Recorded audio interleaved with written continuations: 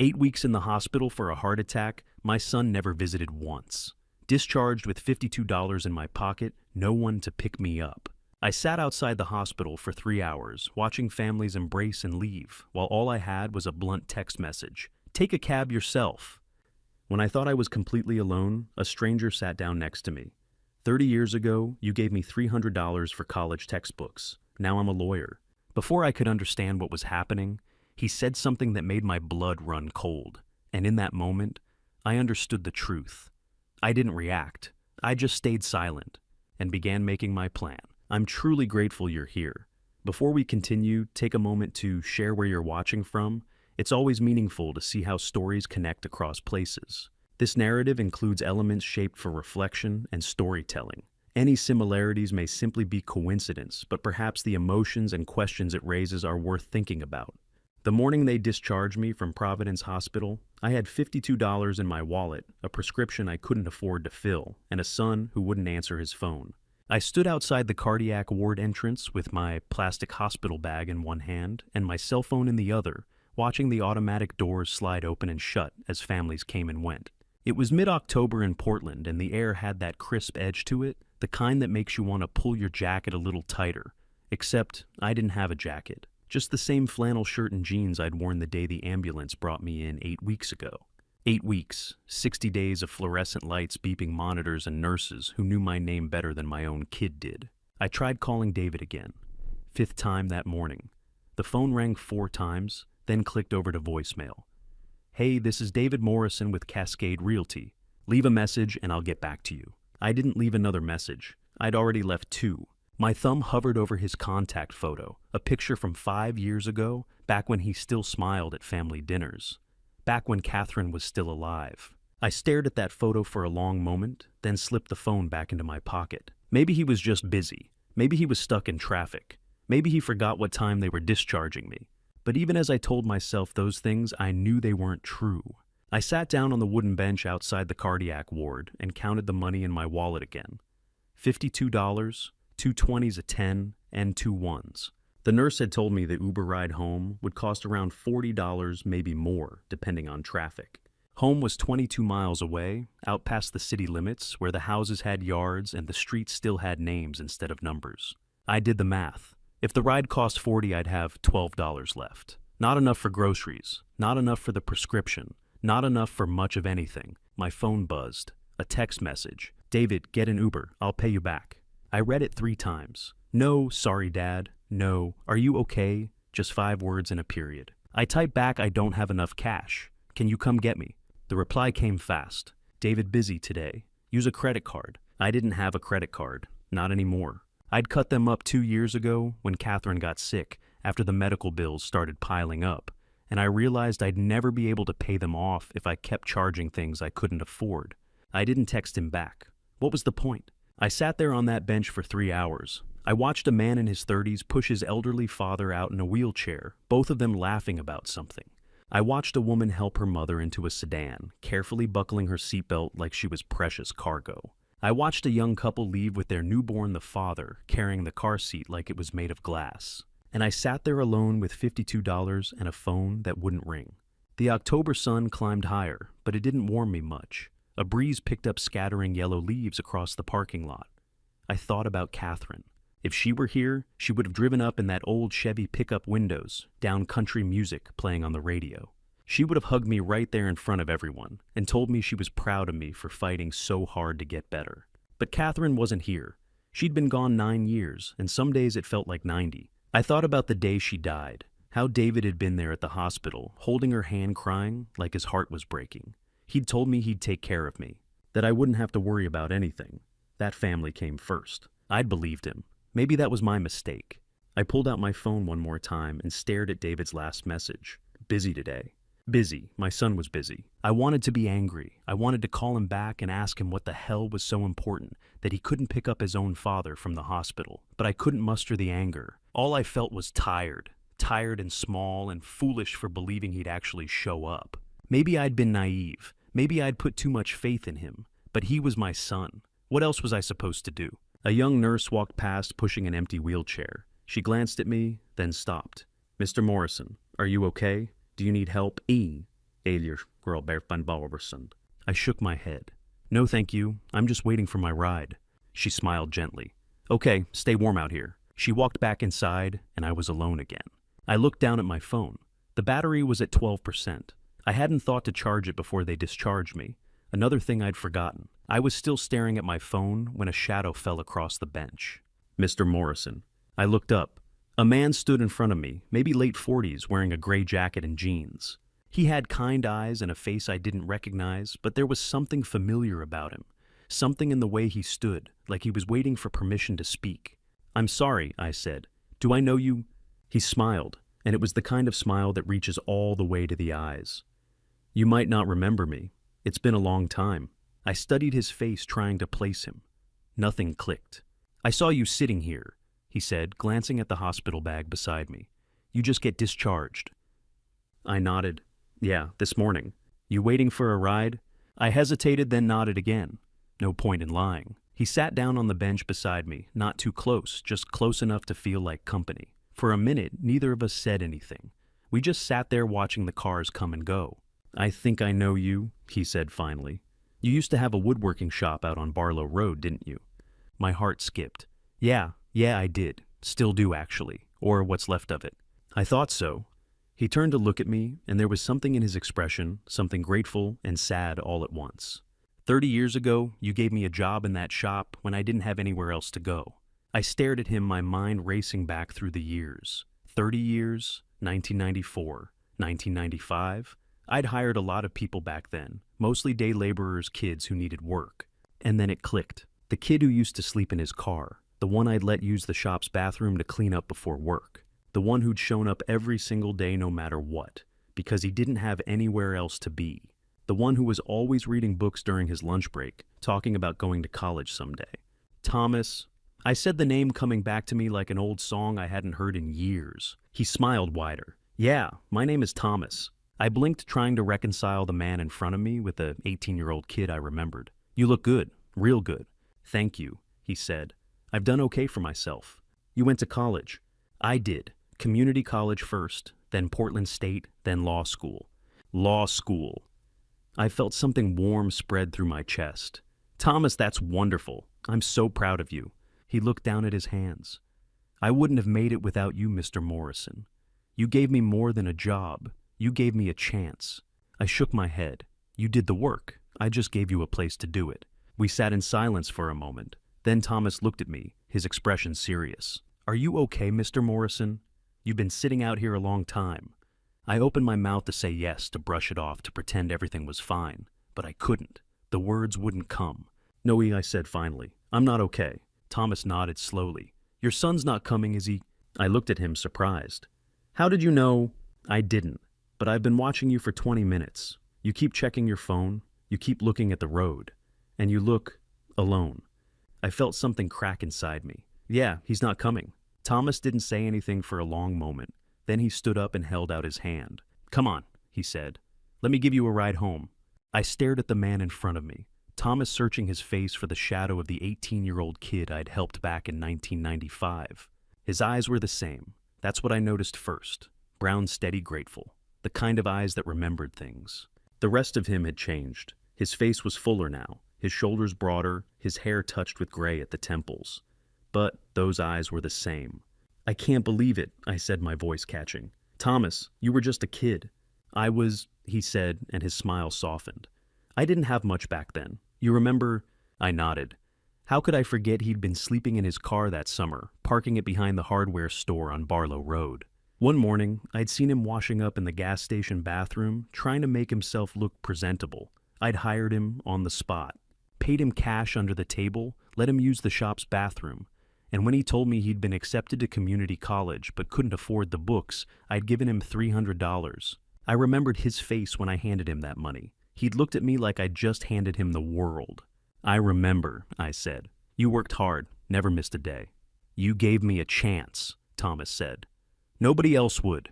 And when you gave me that money, he stopped, shook his head. I've never forgotten that, Mr. Morrison. Not once in 30 years. I didn't know what to say. I'd never thought of it as anything special, just a man helping a kid who needed it. Oh, what are you doing here? I asked. At the hospital, I mean. I was visiting a client, he said. She's on the third floor recovering from hip surgery. I saw you sitting out here and I wasn't sure at first. But then I heard the nurse call your name when she came out to check on you. William Morrison. I thought, it can't be the same guy. But I had to find out. You're a lawyer now. I asked, though. I'd already guessed as much from the way he carried himself. Elder law attorney, he said. I specialize in helping folks your age navigate legal issues, estate planning, guardianship, that kind of thing. I've been practicing in Portland for about 10 years now. Portland. He'd stayed. Something about that made my chest tighten. Now that's good, I said. Real good. I'm proud of you, Thomas. He looked down at his hands, and for a second I saw that 18-year-old kid again, the one who didn't know how to accept a compliment. Listen, he said, looking back up at me. I couldn't help but notice you've been sitting out here a while.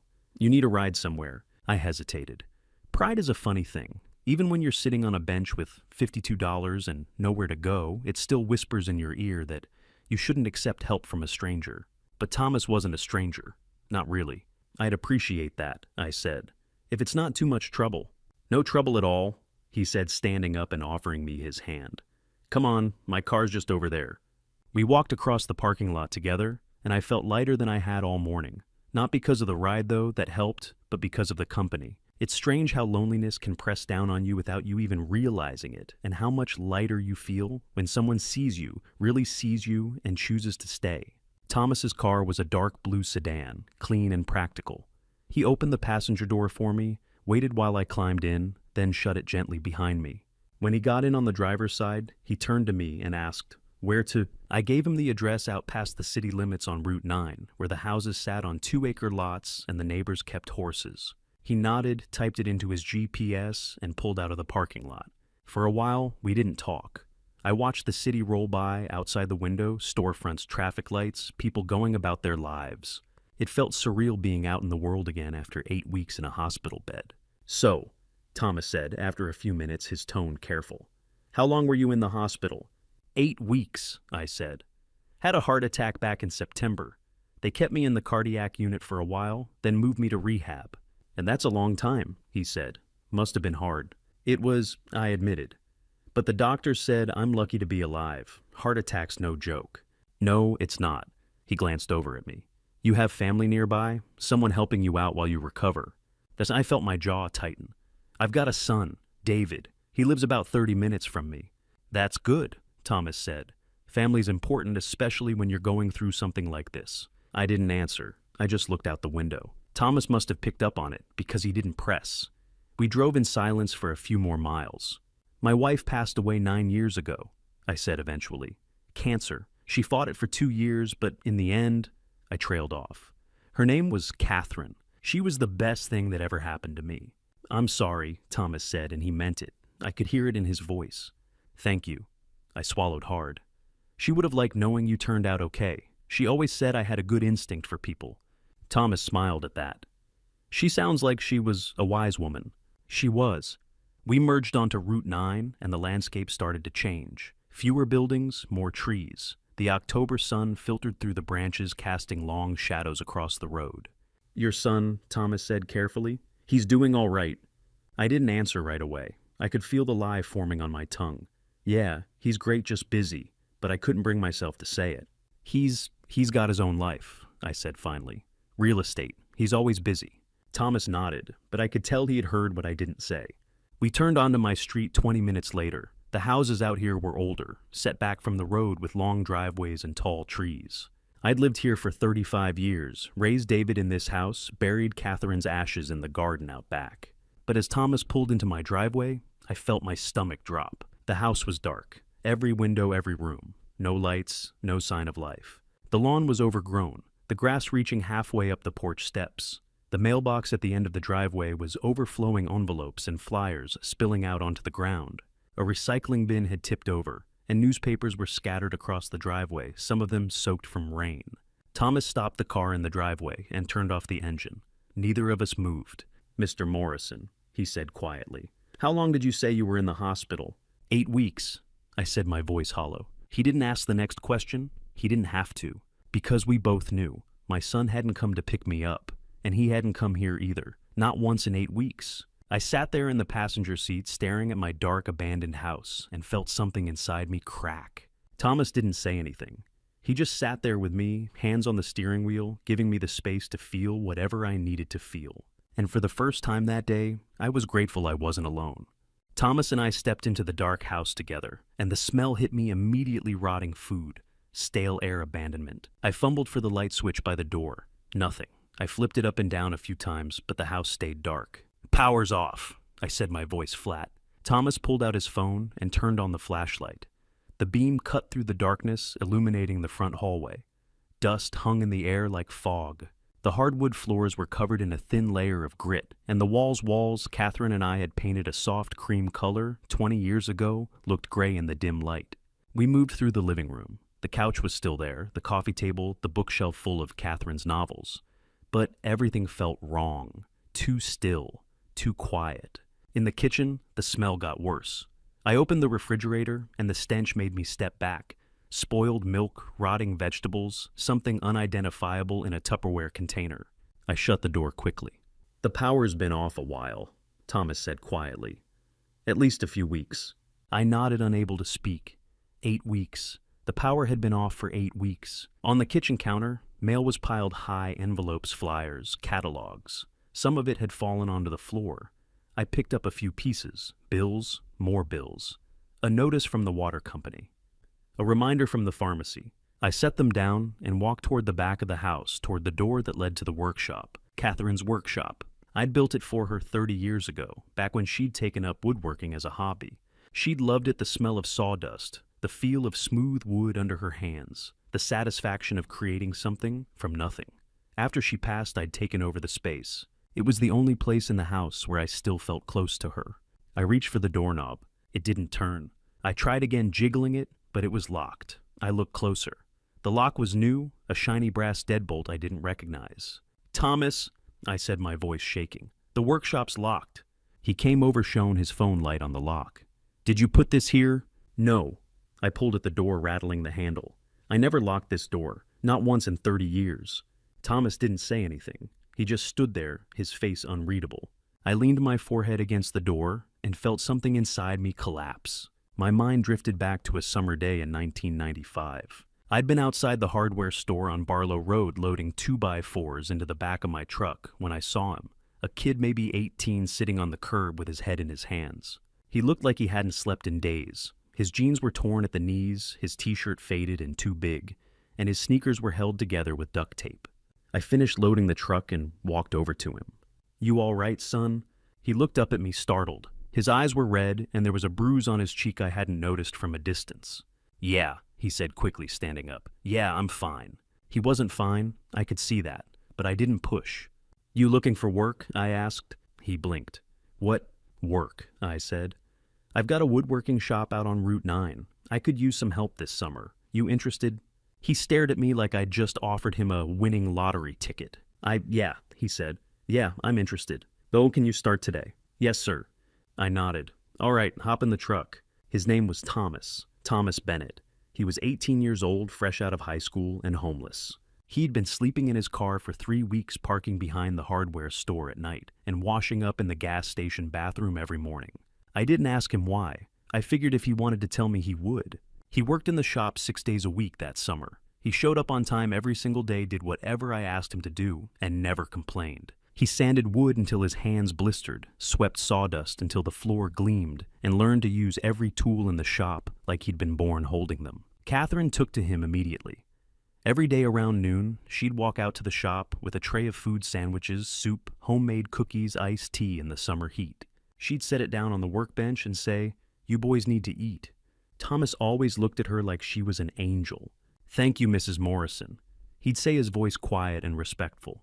"You're welcome, honey," she'd say, ruffling his hair like he was one of our own. And in a way he was. One afternoon in late August, Thomas came into the shop waving a letter. His face was lit up like a Christmas tree. "I got in," he said, breathless. "I got into community college." I set down the piece of oak I'd been sanding and shook his hand. "That's great, Thomas. I'm proud of you." His smile faltered. "I don't know if I can go, though. I don't have money for books or supplies, and I'm going to need to find a place to live closer to campus, and I don't know how I'm going to—" "Hold on," I said. holding up a hand. I walked over to my toolbox, opened the bottom drawer, and pulled out an envelope I'd been saving. Inside was $300 in cash money I'd been setting aside all summer. I handed it to him. For books. He stared at the envelope like it was going to disappear. Mr. Morrison, I can't. Yes, you can. But I haven't earned. You earned every penny of this, I said firmly. You worked hard all summer. You showed up every day. You didn't quit when it got tough. That's worth something, Thomas. You're worth something. His eyes filled with tears. He tried to blink them back, but they spilled over anyway. Thank you, he whispered. I don't know how to thank you. I clapped him on the shoulder. Go make something of yourself, kid. That's all the thanks I need.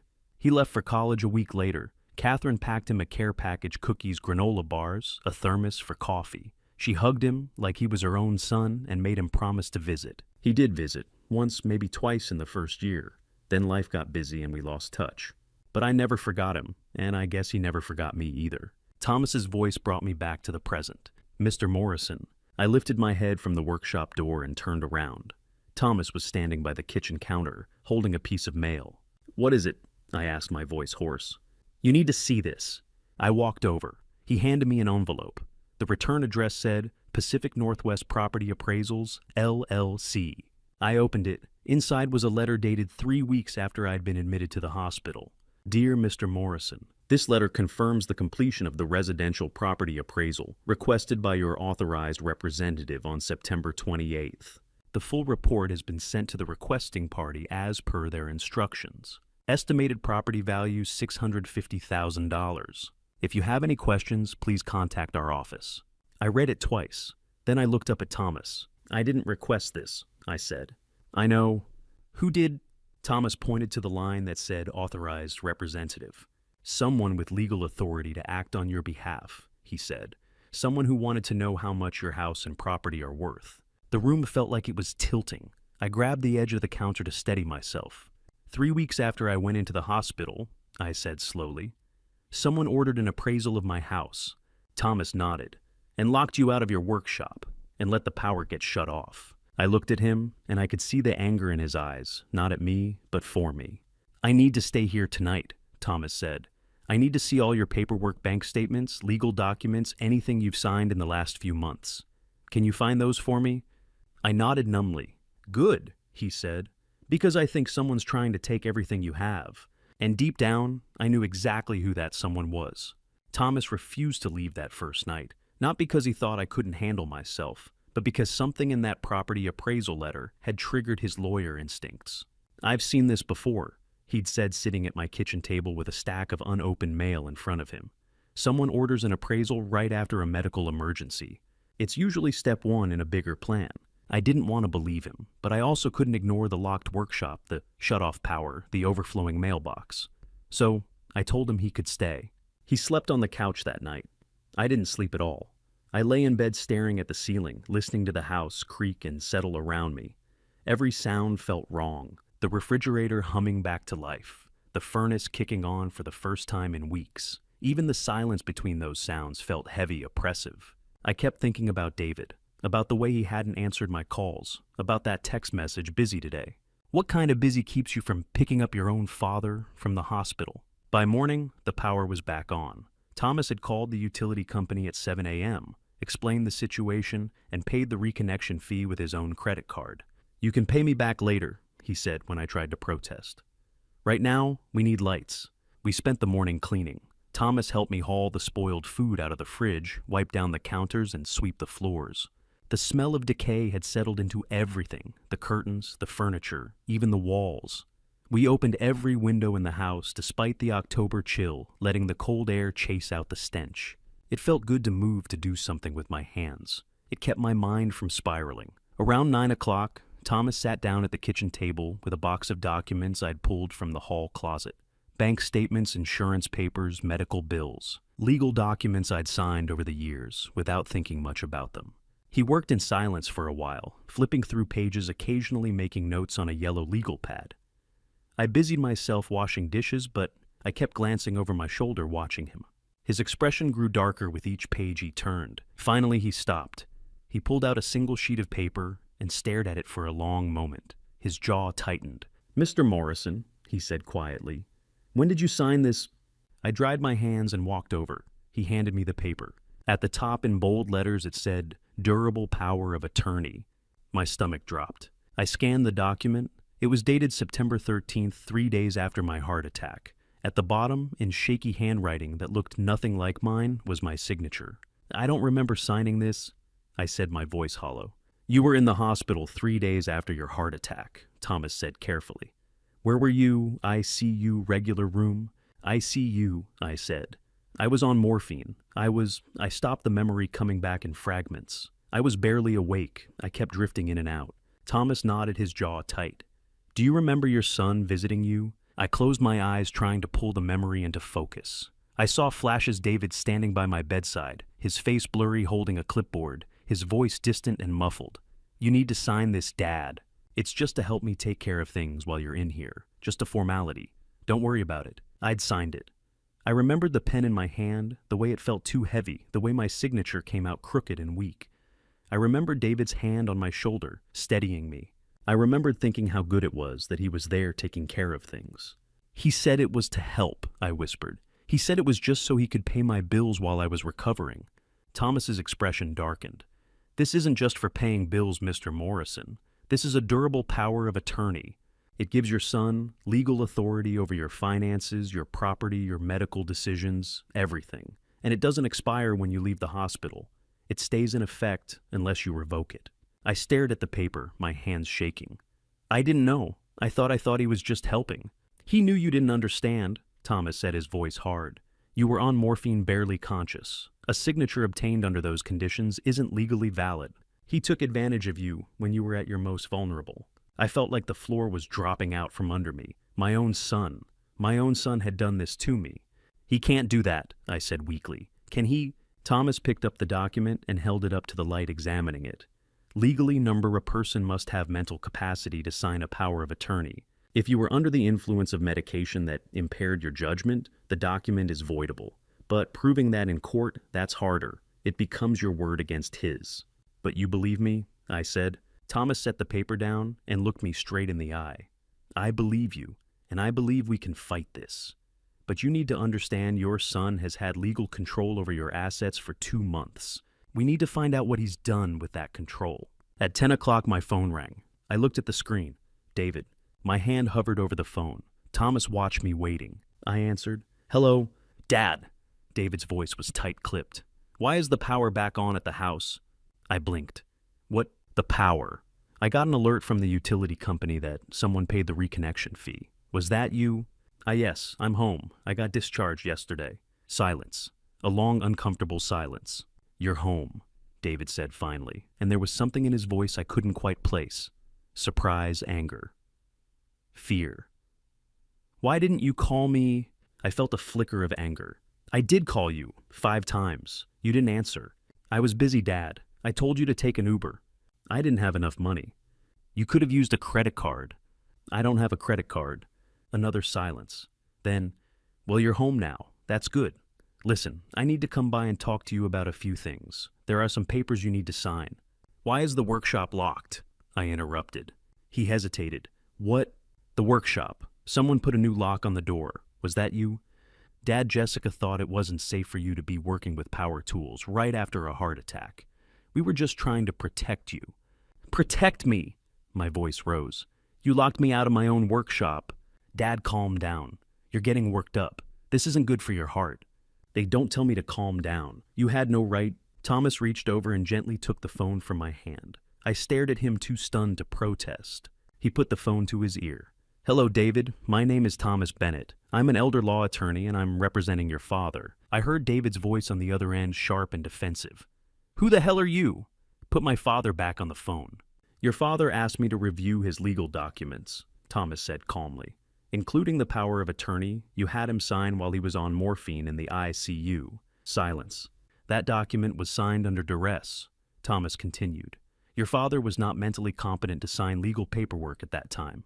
I'll be filing a motion to revoke it. You don't know what you're talking about, David snapped. My father needed help. I was helping him. By ordering a property appraisal without his knowledge, by locking him out of his workshop, by shutting off his utilities, Sasks. I don't have to listen to this. David's voice was shaking, now panicked. This is between me and my father. Stay out of it. If you come near this property or attempt to use that fraudulent power of attorney again, Thomas said, his voice cold and measured, I will file a report with Adult Protective Services and the district attorney's office. Do you understand me? The line went dead. Thomas set the phone down on the table. He looked at me, his expression grim. I think your son is trying to steal your property, he said quietly, and I think he's been planning this for months. I sat down heavily in the kitchen chair, my chest tight, my hands trembling. I thought about the locked workshop, the shut-off power, the property appraisal, the power of attorney signed while I was barely conscious. Because I knew deep down that Thomas was right. Thomas hadn't become successful by trusting explanations. He'd become successful by following the money. The morning after David hung up on him, Thomas made 2 phone calls. The first was to a guy named Jake Reynolds, a private investigator Thomas had worked with on half a dozen elder abuse cases.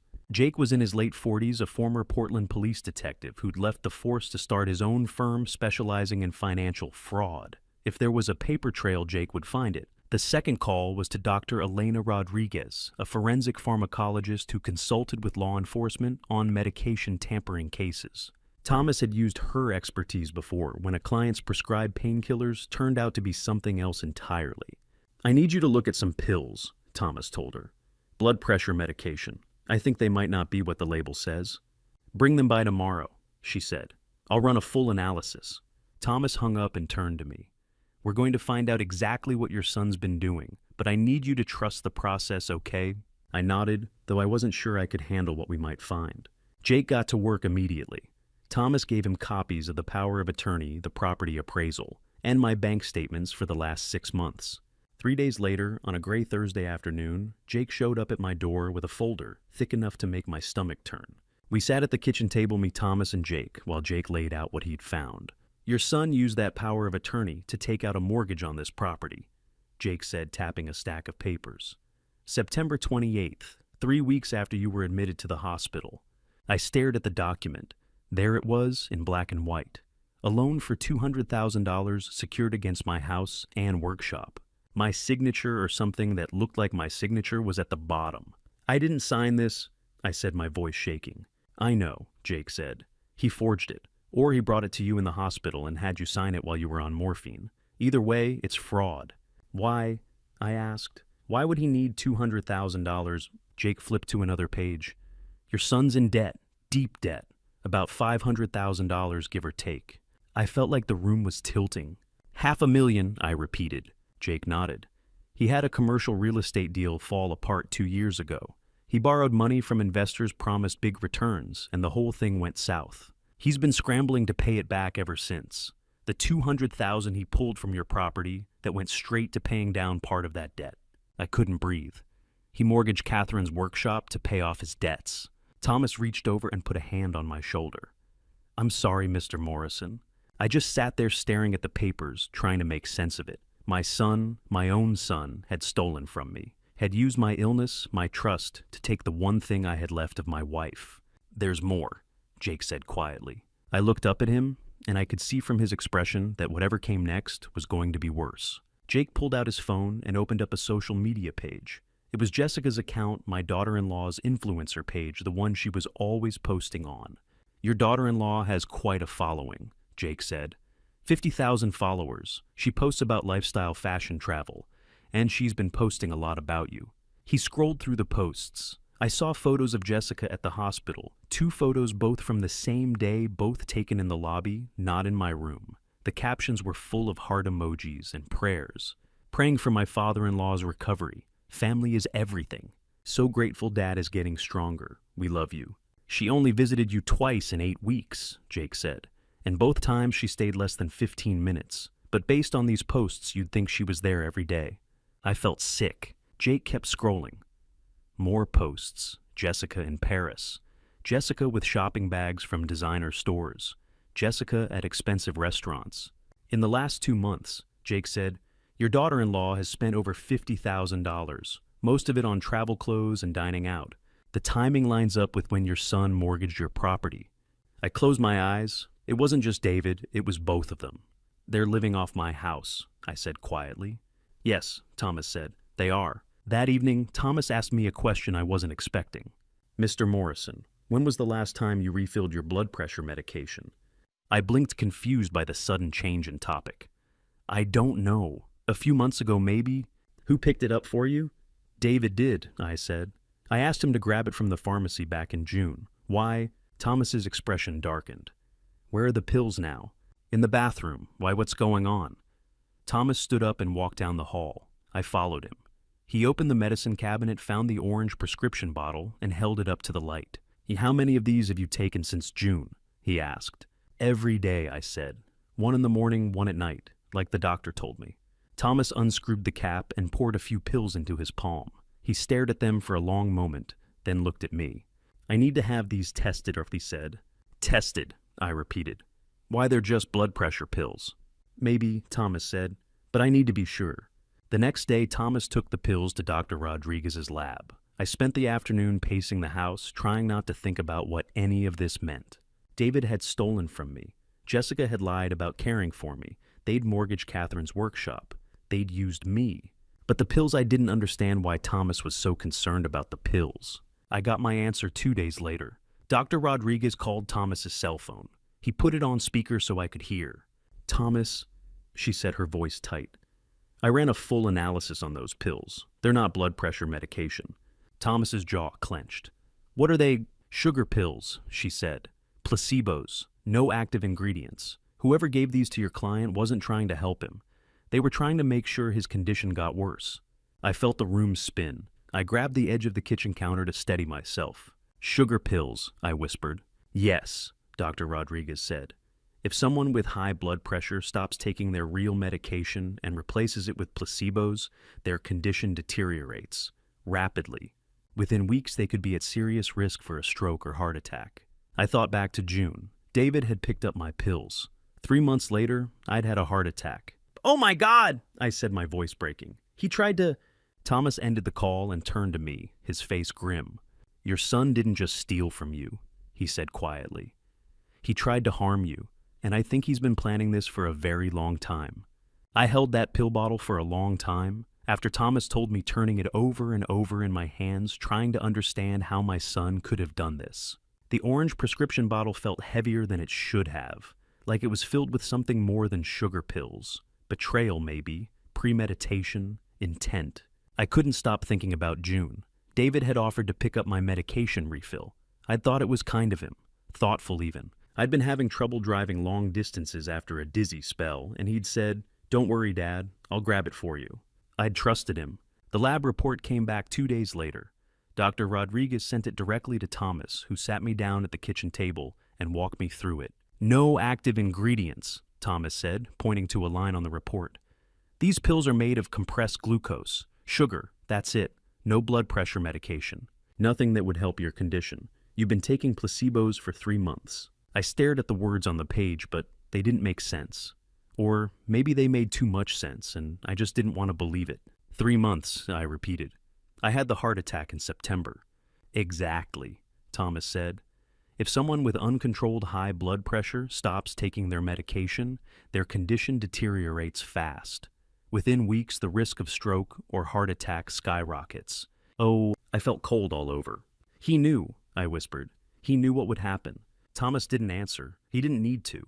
Jake Reynolds showed up that afternoon with more evidence. He set his laptop on the kitchen table and pulled up a grainy black and white video. This is security footage from the pharmacy, Jake said. June 14th, your son came in to pick up your prescription. I watched the screen. There was David walking up to the pharmacy counter, handing over a slip of paper. The pharmacist disappeared into the back, then returned with a small paper bag. David took it, thanked her, and walked out. The pharmacy confirmed they filled the prescription, Jake said. The real medication, 30 days worth. The pharmacist remembers your son because he asked a lot of questions about dosage and side effects. So he picked up the real pills, I said slowly. But I was taking fake ones. Right, Jake said, which means he swapped them out before he gave them to you. I felt sick. But where did he get the fake pills? I asked. Jake clicked to another window on his laptop. It was a screenshot of an online order Amazon. Your son has an Amazon account, Jake said. I pulled his order history. 4 months before your heart attack, he ordered a product called Dietary Wellness Tablets. They're marketed as a generic supplement, but look at the description. He zoomed in. The pills in the photo were small, round, and white, exactly like my blood pressure medication. They're designed to look like prescription pills, Jake said. Same size, same color, same shape. People use them for all kinds of things, pranks, theater props, placebo experiments. But in this case, he trailed off. In this case, Thomas finished, your son used them to replace your real medication. I looked at the order details. Ordered February 10th, 2024, shipped to David's address, 4 months before my heart attack. He planned this, I said, my voice hollow. 4 months in advance. Yes, Thomas said. This wasn't impulsive. It was premeditated. I thought back to those months, June, July, August. I'd felt off. I remembered complaining about headaches, dizziness. I'd wake up in the middle of the night feeling like my heart was racing, like I couldn't catch my breath. I'd chalked it up to getting older, to stress, to grief. Even Catherine had been gone 9 years, but some days the weight of her absence still hit me like a freight train. But it hadn't been grief. It had been my blood pressure spiking higher and higher because I wasn't taking the medication I thought I was. I'd ignored the signs, and David had counted on that. I should have known, I said quietly. Thomas shook his head. You trusted your son. That's not a failing Mr. Morrison. That's what parents do. He used that against me. Yes, Thomas said. He did. That night, Thomas and I sat in the living room, the house dark except for a single lamp in the corner. I felt exhausted not just physically, but in a way that went bone deep. Like something fundamental inside me had cracked. This is a criminal offense, Thomas said. What your son did replacing your medication with placebos, that's reckless endangerment at minimum. Depending on how the prosecutor sees it, it could be considered attempted manslaughter, maybe more. He attempted manslaughter, I repeated. The words felt foreign in my mouth. He put you in a situation where your life was at serious risk, Thomas said.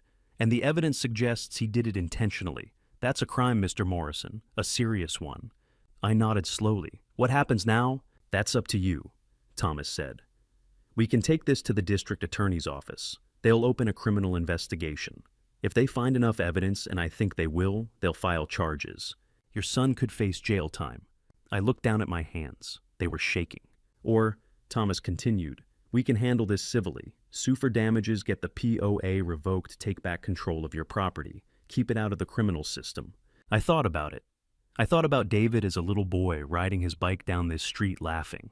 I thought about him at Catherine's funeral, standing beside me, his hand on my shoulder. And then I thought about him ordering those pills 4 months in advance, planning my heart attack, locking me out of Catherine's workshop, mortgaging my home. I want to talk to the DA, I said. Thomas nodded. All right, I'll make the call. The next morning, Thomas called the district attorney's office and asked for Rebecca Martinez, a prosecutor he'd worked with on several elder abuse cases. She agreed to meet with us the following Monday. She's good, Thomas told me after he hung up. Tough. She doesn't let people get away with this kind of thing. What will she do? I asked. That she'll review the evidence, Thomas said. The lab report, the pharmacy footage, the Amazon order. If she thinks there's enough to prosecute, she'll open a formal investigation. After that, it's out of our hands. The state takes over. I nodded, trying to process it all. Mr. Morrison. Thomas said, his voice careful. Once we do this, there's no going back. If the DA files charges, your son will be arrested. He'll go to trial. If he's convicted, he could go to prison. Do you understand that? I looked at him. I thought about the pill bottle, the fake medication, the heart attack that had nearly killed me. He tried to kill me, I said quietly. Thomas held my gaze. Yes, I believe he did. I took a breath. Then we go forward. If you're still here, comment, still watching, so I know you're following along. And if you were in this situation, would you confront them right away or stay silent and prepare your next move? Share your thoughts before we continue. And just a quick note, the next part includes some elements shaped for storytelling and reflection. It may not fully reflect real life. If you'd rather not continue, feel free to stop here. I'd been angry before, angry when Catherine died, angry at the unfairness of it all, but nothing could have prepared me for the rage I felt driving to my son's house with evidence that he'd tried to harm me. Thomas sat in the passenger seat, a folder of documents on his lap. He didn't say much. He didn't need to. We both knew what we were about to do. David lived in a neighborhood 20 minutes from mine, in a house he'd bought 3 years ago, with money he'd borrowed from investors. The lawn was perfectly manicured. The driveway had 2 cars, his black SUV and Jessica's white sedan. Everything looked normal, respectable. It was all a lie. I didn't knock. I rang the doorbell and waited, my heart pounding in my chest. Jessica answered. She was wearing yoga pants and a designer sweatshirt, her hair pulled back in a ponytail. When she saw me, her smile faltered. "Dad," she said, recovering quickly. "This is a surprise. We didn't know you were coming." "Where's David?" I asked. "He's in the office. Is everything okay?" I didn't answer. I stepped past her into the house. Thomas followed. David appeared in the hallway, his phone in his hand. When he saw us, his expression shifted from confusion to something colder. "Dad, what are you doing here?" I looked at him, really looked at him, and tried to find the boy I'd raised. The boy who used to help me in the workshop, who'd cried at his mother's funeral. I couldn't see him anymore. "You switched my medication," I said. His face went blank. "What?" "My blood pressure pills. You picked them up from the pharmacy in June, but you didn't give me the real medication. You gave me sugar pills." He laughed. Actually laughed. "That's insane. Dad, you're not making sense." "Am I?" I pulled the folder from Thomas's hands and opened it. "This is a lab report. It says the pills I've been taking for 3 months have no active ingredients. They're placebos." David's jaw tightened. "That's a mistake. The pharmacy must have..."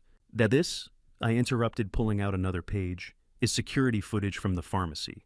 June 14th. You're right there picking up my prescription. The pharmacist confirmed they gave you the real medication." He stared at the photo. I watched his throat work as he swallowed. "And this," Thomas said, stepping forward, "is a copy of your Amazon order history. February 10th. You ordered something called dietary wellness tablets.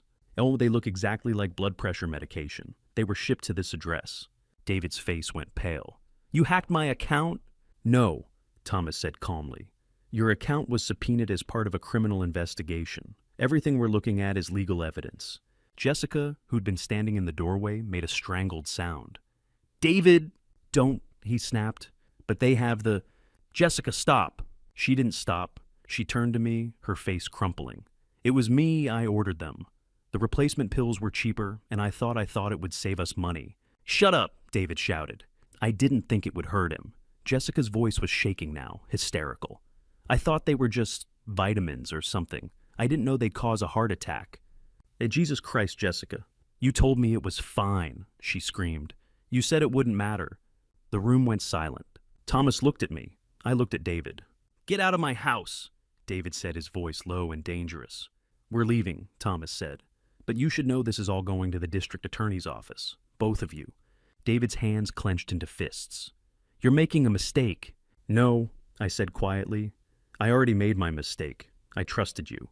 That evening, Thomas and I met with Rebecca Martinez at the district attorney's office. She was younger than I'd expected, maybe 45, with sharp eyes and a no-nonsense demeanor. She listened as Thomas laid out everything the power of attorney signed, under duress the fraudulent mortgage, the medication tampering.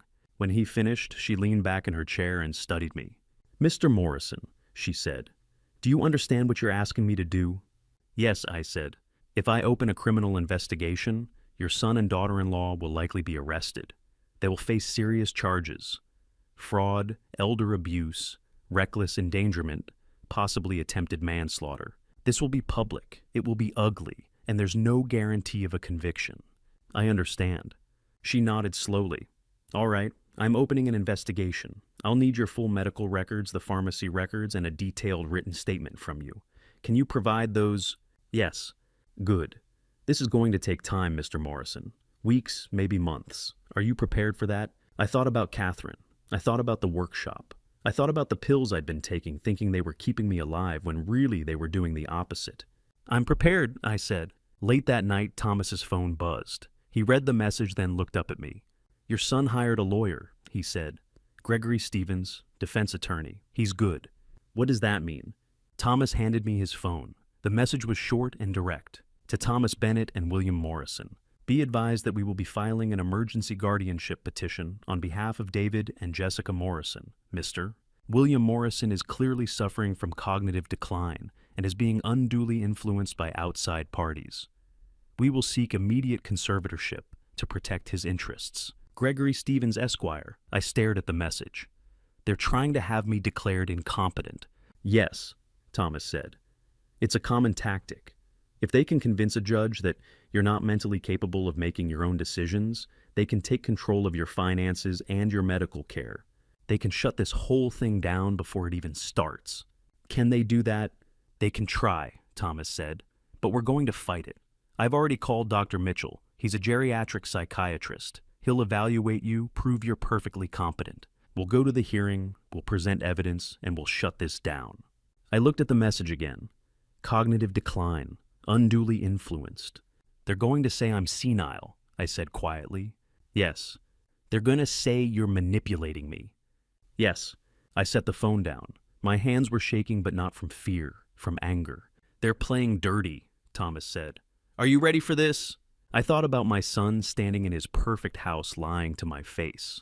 I thought about Jessica spending $50,000 while I sat in a hospital bed. I thought about Catherine's workshop, locked and mortgaged without my knowledge. I'm ready, I said. My son's next move shocked even Thomas. Instead of backing down, he doubled down by filing an emergency guardianship petition, claiming I lacked capacity and was being manipulated. The petition arrived on day 8, delivered by a process server, who looked embarrassed to be handing it to me. Thomas read through it carefully, his jaw tightening with every page.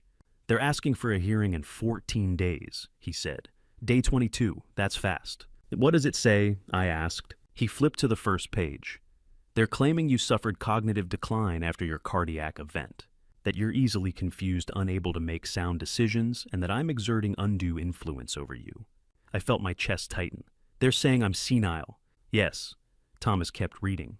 And they have evidence. A letter from a neurologist, photos of the house in neglected condition, and social media posts from Jessica claiming you're not yourself. Let me see the letter. He handed it to me. The letter was on official medical letterhead, dated 3 weeks after my heart attack. It was signed by someone named Dr. Michelle Torres, a neurologist I'd never heard of. Mr. Morrison presents with mild cognitive impairment following his recent cardiac event. He exhibits confusion, memory lapses, and difficulty with decision-making. I recommend a structured living environment and assistance with financial matters. I read it twice. I've never met this woman. Thomas looked up sharply. You're sure? Positive. I've never seen a neurologist. My cardiologist cleared me. This is fake. Thomas pulled out his phone and started typing. Let me check something. 2 hours later, Thomas came back with a folder full of printouts. Dr. Michelle Torres is a real neurologist, he said. She's licensed in Oregon, has an office in downtown Portland. But here's the problem: I pulled your medical records. There's no record of you ever visiting her. No appointment, no consultation, nothing. So she lied. Worse. Thomas spread out the printouts on the table. They were screenshots from a social media platform, photos from a health and wellness event 6 months ago. In one photo, Doctor. Torres and Jessica stood together, arms around each other, smiling. They're friends, I said quietly. More than friends. Look at the caption. He pointed. Love this girl, can't wait for our next influencer collab. Then Jessica asked her to write a fake evaluation, I said. Yes, and that's medical fraud. Dr. Torres could lose her license over this. I stared at the photo. My daughter-in-law and a doctor conspiring to have me declared incompetent. Can we prove it? I asked. Already working on it, Thomas said. I've subpoenaed her records. If she can't produce documentation of your visit, she's done. While Thomas dealt with Dr. Torres, Jessica launched a different kind of attack. She started posting on social media carefully worded messages designed to look like concern, but meant to destroy my reputation. I'm so worried about Dad today. He's been so confused since the hospital, praying for clarity. It breaks my heart to see him like this. He doesn't recognize how much help he needs. Please keep him in your thoughts. A stranger has moved into his house and is making all his decisions now. I don't know what to do. The posts spread. Friends of friends shared them. People I'd known for years started looking at me differently when I went to the hardware store. And then 3 days after the petition was filed, my neighbor Mrs. Patterson, a woman who lived on this street for 40 years, called Adult Protective Services. She meant well. She'd seen Jessica's posts, believed them, and thought I was being abused. 2 days later, a caseworker from Adult Protective Services showed up at my door. She was professional, polite, and thorough. She walked through the house, asked me questions, checked the refrigerator, looked at my medications. Mr. Morrison. She said finally, I don't see any signs of abuse or neglect. Your home is clean, you're well groomed, and you seem perfectly capable of making your own decisions." Thank you," I said. "I'll file a report stating that. But I have to ask, are you aware that there's a guardianship petition pending?" "Yes," she nodded. "Just so you know, the court will take my assessment into account. You're doing fine." She left. Thomas closed the door behind her. "Now that's good," he said. "But the damage is done. Half the neighborhood thinks you're incompetent now." He was right. The next time I saw Mrs. Patterson, she looked away. On day 12, Thomas brought in Dr. Robert Mitchell, a geriatric psychiatrist with 30 years of experience. He'd agreed to evaluate me and provide an independent assessment for the court. Dr. Mitchell was older than I expected, maybe 70, with white hair and kind eyes. He sat across from me at the kitchen table and talked to me for 2 hours. He asked about my life, my work, my wife. He asked me to remember lists of words, solve simple math problems, draw shapes. At the end, he administered something called the MMSE, the Mini Mental State Examination. "It's a standard cognitive test," he explained. "Maximum score is 30. Anything above 24 is considered normal." I scored 29. "Mr. Morrison," Dr. Mitchell said, closing his notebook, "you are perfectly lucid. There is no evidence of cognitive impairment. Your memory is sharp, your reasoning is sound, and you are fully capable of making your own decisions. I'll be happy to testify to that in court." I felt a weight lift off my chest. On day 13, David and Jessica showed up at my door. I didn't want to let them in, but Thomas said it was better to hear what they had to say. So I opened the door. David was holding a stack of brochures, Cedar Ridge Assisted Living. I could see the glossy photos, smiling elderly people, sunny courtyards, nurses in scrubs. "Dad," David said, stepping inside without waiting for an invitation. "We need to talk about your living situation." "I'm fine where I am." "You're not fine," Jessica said. Her voice was tight-strained. "You had a heart attack. You need care." "I'm getting care." "From him?" David jerked his head toward Thomas. "A stranger." "He's not a stranger. He's my lawyer." "He's manipulating you," Jessica said. "Dad, please. We found a great place, Cedar Ridge. It's beautiful. You'd have your own room meals, provided medical staff on site." "No." "Dad, get out." David's face darkened. "You're making a mistake." "You've said that before." "This time I mean it." I walked to the door and held it open. "Leave, now." They left. But as they got into their car, David's phone rang. He answered it on speaker loud enough for me to hear through the open window. "Gregory says the guardianship is a sure thing," David said to whoever was on the other end. Then he looked back at the house. "Enjoy your independence while you can, Dad." The car pulled away. That night, Thomas found me sitting outside the locked workshop. I'd been there for an hour just staring at the new brass lock David had installed, the one I didn't have a key for. "Mr. Morrison," Thomas said quietly. "I taught him how to fix a car," I said, "how to build a bookshelf, how to stand up for himself when the world pushed him down." I looked up at Thomas. My son forgot who taught him how to be stubborn. Thomas didn't say anything. He just sat down on the step beside me. "We're going to win this," he said finally. "Are we?" "Yes. We have Dr. Mitchell's evaluation. We have the APS report. We have proof that Dr. Torres never examined you. And we have the truth." I looked at the locked door, Catherine's workshop. The place where I had taught my son how to work with his hands, how to create something from nothing. The truth doesn't always win," I said. "No," Thomas agreed. "But we're going to fight like hell anyway." I nodded. Because what else could I do? Day 22 was coming, and I'd be ready. Thomas had been organizing evidence for over an hour when it happened. We were sitting at the old dining table, the same one Catherine and I had bought 32 years ago, when we first moved into this house, surrounded by folders, medical records, and legal documents. Dr. Mitchell's psychiatric evaluation sat neatly on one side, the APS report on the other. Everything we needed to fight David's guardianship petition was laid out in front of us like pieces of a puzzle finally coming together. "We have a strong case," Thomas said, tapping the stack of papers. "The fake POA, the mortgage fraud, the placebo pills. Dr. Torres' fraud, it's overwhelming. Judge Brennan will see right through David's manipulation." I nodded, but I wasn't really listening. My eyes kept drifting toward Catherine's old filing cabinet in the corner of the room, the one she'd used for years to keep household records, medical bills, and warranties for appliances we no longer owned. After she died, I'd never had the heart to go through it. I'd just left it there untouched, like a shrine to the life we'd once had. Thomas noticed. "Bill, you okay?" "Yeah," I said quietly. "I was just thinking about Catherine. She would have known what to do about all of this." Thomas stood and walked over to the cabinet. "Mind if I check in here? There might be old financial records that could help establish a timeline." "Go ahead," I said. "I haven't touched it in 9 years." He pulled open the top drawer, neatly labeled folders, paid bills from 2015 insurance documents. The second drawer was the same. But when he pulled open the bottom drawer, something shifted. A single envelope slid out from beneath a stack of old tax returns and landed softly on the floor. Thomas bent down and picked it up. "Bill," he said slowly, "you need to see this." I stood and crossed the room. The envelope was old, the edges slightly yellowed, but the handwriting on the front was unmistakable. Catherine's handwriting, neat, precise, the way she always wrote. It read, "To Bill, open only if I'm gone." My breath caught in my throat. Thomas handed it to me without a word. The envelope was still sealed. I turned it over in my hands, feeling the weight of it, the realness of it.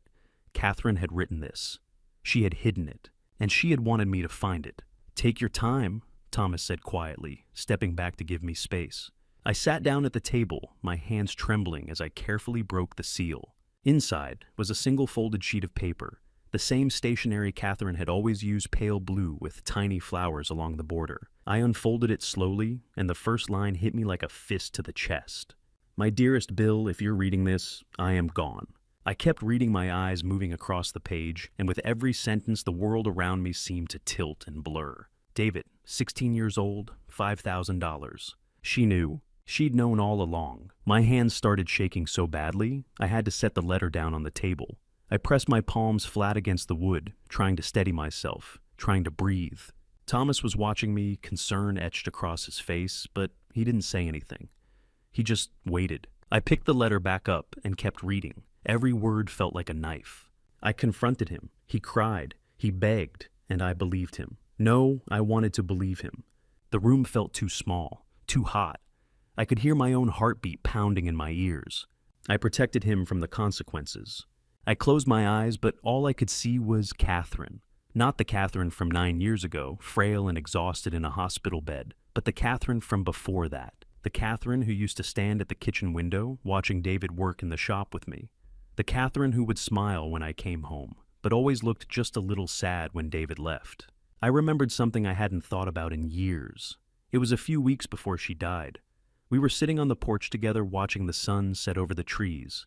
She'd been quiet all day, which wasn't unusual. She was tired a lot by then, but that evening she turned to me and said something I didn't understand at the time. That Bill, she'd said softly, I failed him. "What are you talking about?" I'd asked, reaching for her hand. "You've been the best mother anyone could ask for." She shook her head, tears pooling in her eyes. "No, I wasn't. I thought I was protecting him, but I wasn't. I was just scared. And now it's too late. Catherine, you're not making sense. You didn't fail anyone." She looked at me, then really looked at me and said, "I failed him, Bill. I failed you both." I'd told her she was wrong. I'd told her she was just tired, that the medication was making her confused. But she wasn't confused. She knew exactly what she was talking about. And now, 9 years later, sitting at this table with her letter in my hands, I finally understood. She'd been carrying this guilt the entire time. She'd been living with it, dying with it, and she'd never told me. I looked up at Thomas, my vision blurred with tears. I couldn't speak. I just held the letter out to him. "Read it," I managed to say, my voice barely above a whisper. "I need to hear it out loud. I need to know I'm not imagining this." Thomas hesitated. "Bill, are you sure this is—" "Read it," I said again, more firmly this time. He took the letter from my hand and began to read aloud. His voice was steady, calm, but I could hear the weight behind every word. "My dearest Bill, if you're reading this, I am gone. I pray you found this letter before it was too late, but knowing you, you probably tucked it away and forgot about it. You always said I worried too much." I closed my eyes, hearing Catherine's voice in my head as Thomas read. "I need to tell you something I should have told you 22 years ago. I have carried this guilt every single day since, and it has eaten away at me. I need you to know the truth, even if I am no longer here to face the consequences." Thomas paused. I opened my eyes and looked at him. "Go on," I said. He nodded and continued. "When David was 16, he stole $5,000 from our savings account. I found the withdrawal slip hidden in his jacket pocket when I was doing laundry. I confronted him. He cried. He begged. He told me he had made a terrible mistake, that he'd borrowed money from the wrong people, that he was scared, that he was sorry. He promised he would never do it again. And I believed him. No, that's not entirely true. I wanted to believe him. Thomas stopped reading. He lowered the letter and looked at me, his expression pained. I sat there staring at the table, my mind racing. $5,000. David had stolen $5,000 when he was 16 and Catherine had known. She'd confronted him. She'd covered for him, and she'd never told me. All these years she'd carried this alone. She knew, I said quietly more to myself than to Thomas. She knew what he was. Thomas set the letter down carefully on the table. Do you want me to keep reading? I looked at the letter, then at Thomas, then out the window toward the workshop, where Catherine used to stand and watch us work. I could almost see her there now, arms crossed, that sad little smile on her face. Not yet, I said finally. I need a minute. Thomas nodded and stepped back, giving me space. I sat there in silence, staring at my late wife's handwriting, and for the first time in 9 years, I felt like I was seeing her clearly. Not the perfect mother, not the devoted wife. Just Catherine, flawed, scared, and carrying a secret that had destroyed her from the inside out. And my son had let her die with it. After a long silence, I nodded at Thomas. Read it all. I need to hear everything. He hesitated, his fingers tight on the aged paper. Bill, once I read this, you can't unhear it. I know, I said quietly. But Catherine wrote it for a reason. She wanted me to know. Thomas took a breath and began again, his voice steady, but gentle, reading my late wife's words as if she were speaking directly to me from beyond the grave. Catherine's letter, full text. My dearest Bill, if you're reading this, I am gone. I pray you found this letter before it was too late, but knowing you, you probably tucked it away and forgot about it. You always said I worried too much. I need to tell you something I should have told you 22 years ago. I have carried this guilt every single day since, and it has eaten away at me. I need you to know the truth, even if I am no longer here to face the consequences. When David was 16, he stole $5,000 from our savings account. I found the withdrawal slip hidden in his jacket pocket when I was doing laundry. I confronted him. He cried. He begged. He told me he had made a terrible mistake, that he'd borrowed money from the wrong people, that he was scared, that he was sorry. He promised he would never do it again. And I believed him. No, that's not entirely true. I wanted to believe him. I wanted so badly to believe that our son was still the sweet boy I had raised, that this was just a mistake, that he would learn from it and grow.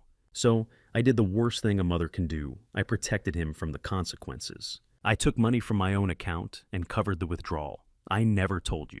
I told David that this was his one chance, that if he ever did anything like this again, I would tell you everything. But Bill, he did do it again. Not the stealing, at least, not that I know of, but the lying. Over and over. Small lies, big lies, manipulations. I watched him lie to you about where he was going, about his grades, about his friends, about Jessica. I watched him charm his way out of trouble time and time again. And I said nothing. Because I had already made my choice. I had already taught him that there were no real consequences, that love meant protecting him from the truth, that he could always count on me to cover for him. I ruined him, Bill. I see that now. I thought I was being a good mother. I thought I was showing him grace. But grace without accountability is not love, it's cowardice. By the time I realized what I had done, it was too late.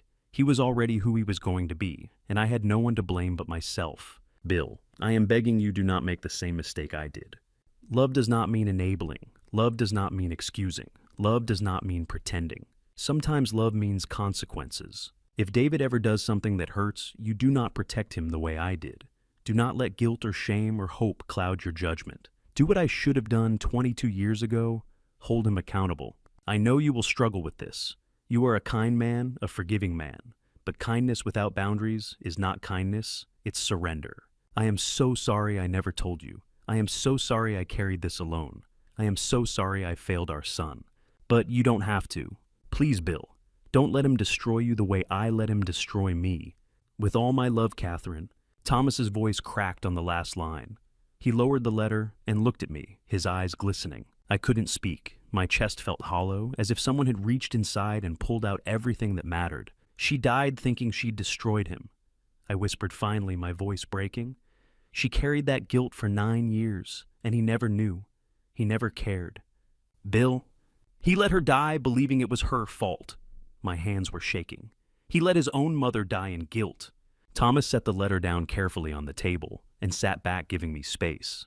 I pressed my palms against my eyes, trying to hold myself together, but the grief was too much. It wasn't just the letter. It wasn't just the theft. It was the realization that my son had been broken for longer than I'd ever known, and that Catherine had seen it, had lived with it, had died with it. Flashback, summer 2003. Catherine stood in the laundry room, holding a crumpled withdrawal slip in her hand. $5,000. Withdrawn from our joint savings account. The signature was shaky, barely legible, but it was David's. She waited until I left for the workshop that morning, then confronted him in the kitchen. "David," she said quietly, sliding the slip across the table. "What is this?" He looked at it, and for a moment his face went pale. Then just as quickly, the tears came. "Oh, Mom, I'm so sorry. I messed up. I borrowed money from some guys at school, and they said if I didn't pay them back. En bor sakmayim somle, sir." "Stop." Catherine's voice was firm, but her hands were trembling. "Who did you borrow money from?" "I can't tell you. They'll hurt me, Mom. I'm scared." She looked at him, really looked at him, and saw the fear in his eyes. Or at least she thought she did. "David, if you're in danger, we need to tell your father. We need to go to the police." "No!" He grabbed her hand, his voice desperate. "Please, Mom, please. If Dad finds out, he'll never forgive me. I swear I'll pay it back. I'll get a job. I'll do anything. Just please don't tell him." Catherine hesitated. She looked at her 16-year-old son, tears streaming down his face, and she made a choice. "This is your one chance," she said quietly. "I will cover this. I will not tell your father. But if you ever do something like this again, I will tell him everything. Do you understand me?" David nodded, his face wet with tears. "Thank you, Mom. I love you. I'm so sorry." She pulled him into a hug, and he clung to her like a child. But even then, deep down, she wondered if she'd just made the worst mistake of her life. Present day. "What do you want to do with the letter?" Thomas asked gently. I stared at it lying there on the table, Catherine's handwriting, still clear after all these years. My first instinct was to keep it private, to protect her, to keep this pain between us. But then I thought about what she'd written. "Sometimes love means consequences." I looked up at Thomas. "We're going to use it at the deposition." He blinked. "Bill, are you sure this is deeply personal?" "I know." My voice was steady now. "But Catherine wrote this for a reason. She wanted me to know what she went through, and I want my son to know what his mother suffered because of him." Thomas nodded slowly. "This will destroy him." I carefully folded the letter and placed it back in the envelope. "Good," I said quietly. "Maybe being destroyed is the first step toward being rebuilt." I looked out the window toward the darkened workshop, the place where I had taught my son how to hold a hammer, how to measure twice and cut once, how to build something that would last. "Tomorrow," I said, "my son will learn what his mother really thought of him." Thomas met my eyes.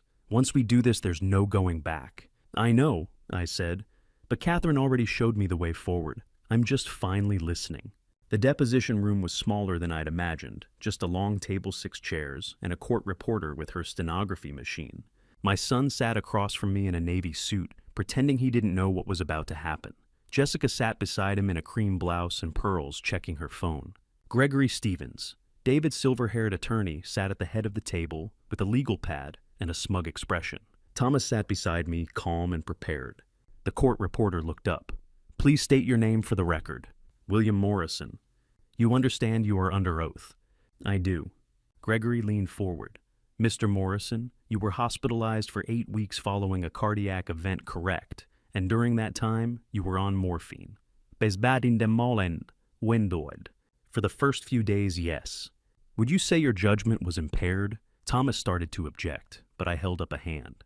"My judgment was fine, Mr. Stevens. I knew exactly what was happening." Gregory made a note. "You've formed a close relationship with Mr. Bennett recently. Would you say he's had significant influence over your decisions?" "Thomas has helped me see the truth," I said. "That's not influence, that's clarity. And this truth involves accusing your own son of—" "I'd like to submit something," I said, cutting him off. The room went quiet. I reached into my jacket and pulled out the envelope. Catherine's handwriting was still visible on the front. I set it on the table. "This is a letter written by my late wife, Catherine Morrison, 1 week before she passed away. I think it's relevant to these proceedings." Gregory frowned. "A personal letter has no bearing on—" "It establishes a pattern of behavior spanning multiple decades," Thomas said smoothly. It's absolutely relevant. The court reporter's fingers moved across her machine. David's face had gone pale. "Go ahead, Mr. Morrison," Thomas said. I opened the letter. I didn't read the whole thing, there was no need, but I summarized the key points and read the parts that mattered most. "My wife carried a secret for 22 years, I said. A secret about our son. I cleared my throat and began. When David was 16 years old, he stole $5,000 from our savings account. David's chair scraped. Let him finish, Thomas said sharply. I kept reading. I found the withdrawal slip hidden in his jacket pocket. I confronted him. He cried, he begged, and I believed him. Or rather, I wanted to believe him. So I did the worst thing a mother can do. I protected him from the consequences. I covered the withdrawal. I never told Bill. I told David this was his one chance, but he did it again. Not the stealing, but the lying. Over and over. And I said nothing because I had already taught him that there were no real consequences. I paused, looking at David. He was staring at the table, jaw clenched. I ruined him, Bill. I thought I was being a good mother, but I wasn't. I was being a coward. By the time I realized what I'd done, it was too late. The stenography machine kept clicking. Jessica gripped the edge of the table. I looked directly at my son and read the final line. She blamed herself for 22 years. She died believing it was her fault. And in this letter, she warned me, don't make the same mistake I did. Love does not mean enabling. Sometimes love means consequences. I set the letter down. The room was silent except for the soft click of the machine. David stood abruptly and walked to the window, his back to us. He didn't speak. He just stared out at the parking lot. "David," Gregory said carefully, "you don't have to." Did she really think that? David's voice was quiet, almost broken. Yes, I said. And you're using it against me. I'm using her truth. The truth she should have told me years ago. David turned his face a mixture of anger and grief. Mom died thinking she'd destroyed me. No, I said. She didn't destroy you. You destroyed yourself. She just gave you too many chances. Before David could respond, Thomas opened a folder and slid a document across the table. While we're establishing patterns, Thomas said calmly, I'd like to submit evidence obtained through a lawful subpoena of Jessica Morrison's phone records. Jessica's head snapped up. What? Thomas read from the printout. Text message from Jessica Morrison to David Morrison, dated June 10th, 2024. Quote, "Did you switch the medication yet? We need this to happen soon." End quote. The color drained from Jessica's face. Gregory stood. "Where did you get that?" "A subpoena," Thomas said. "Submitted to the court last week. Fully legal." Jessica looked at David, then at Gregory. "I need to speak to my lawyer." "You should," Thomas said. "This proves premeditation. You weren't just stealing, you were conspiring to harm him." Gregory's face flushed. "I'm calling a recess." Jessica was already on her feet, phone pressed to her ear as she hurried out. David remained by the window unmoving. Gregory gathered his papers and followed Jessica, leaving the three of us alone. The court reporter looked up. "Are we off the record?"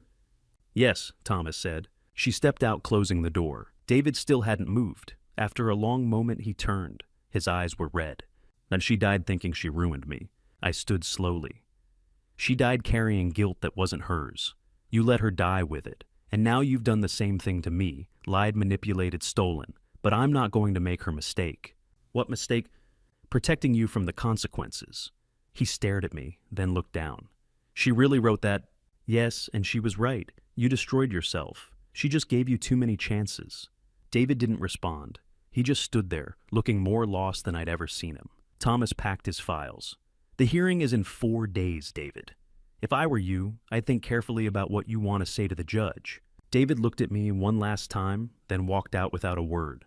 I sat back down, hands trembling. Thomas placed a hand on my shoulder. "You did the right thing." I looked at Catherine's letter still open on the table. "I know, but it doesn't make it hurt any less." The courtroom was colder than I remembered, or maybe it was just my son's eyes from across the aisle that made everything feel frozen. We sat on opposite sides of the room, Thomas and me on the left, David and Jessica on the right, with Gregory Stevens standing at the podium like a general preparing for war. The benches were polished oak, the walls lined with legal books no one ever read. At the front sat Judge Sarah Brennan, a sharp-eyed woman in her mid-50s with graying hair pulled into a tight bun. She had a reputation for being tough, but fair, especially in elder law cases. "This is a guardianship hearing for William Morrison. Judge Brennan said, her voice crisp. Mr. Stevens, you may begin. Gregory stood buttoning his suit jacket. Your Honor, this case is about a vulnerable elderly man being manipulated by an opportunist. I felt Thomas stiffen beside me. My client David Morrison is deeply concerned about his father's welfare. Mr. Morrison suffered a severe cardiac event, was hospitalized for 8 weeks, and upon discharge he was immediately isolated by Mr. Thomas Bennett, a man who claims to be a friend but has clear financial motives. Judge Brennan glanced at Thomas, then at me. Mr. Stevens, do you have evidence of this alleged manipulation? We do, Your Honor. We'd like to call Dr. Michelle Torres to the stand. A woman in a gray suit stood from the gallery, early 40s, dark hair, professional demeanor. She took the stand and was sworn in. Dr. Torres. Stevens began, you're a licensed neurologist in Oregon, correct? Oh, yes. And you evaluated Mr. William Morrison, did you not? I did. And what was your finding? Mild cognitive impairment, consistent with post-cardiac syndrome. In my professional opinion, Mr. Morrison is vulnerable to undue influence. Stevens nodded, satisfied. Thank you, Doctor. Judge Brennan looked at Thomas. Cross-examination, Mr. Bennett. Thomas stood slowly picking up a folder. Dr. Torres, when did you examine Mr. Morrison? She blinked. I evaluated his medical records. That's not what I asked. When did you physically examine him? A pause. I didn't physically examine him. You didn't examine him, Thomas repeated. So you diagnosed cognitive impairment without ever meeting him. I reviewed his records thoroughly. Your Honor, Thomas said, pulling a photograph from his folder. I'd like to submit Exhibit D.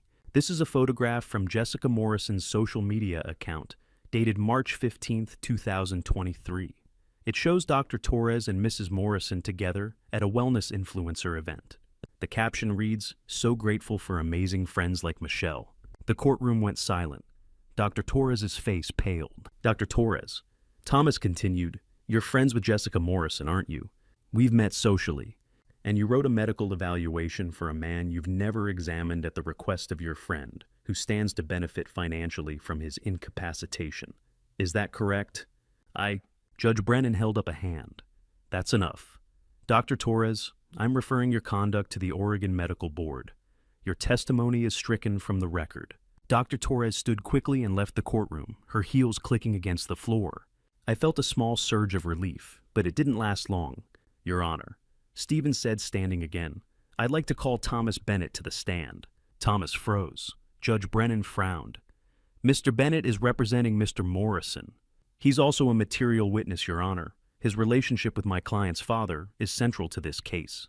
Judge Brennan considered, then nodded. Mr. Bennett, please take the stand.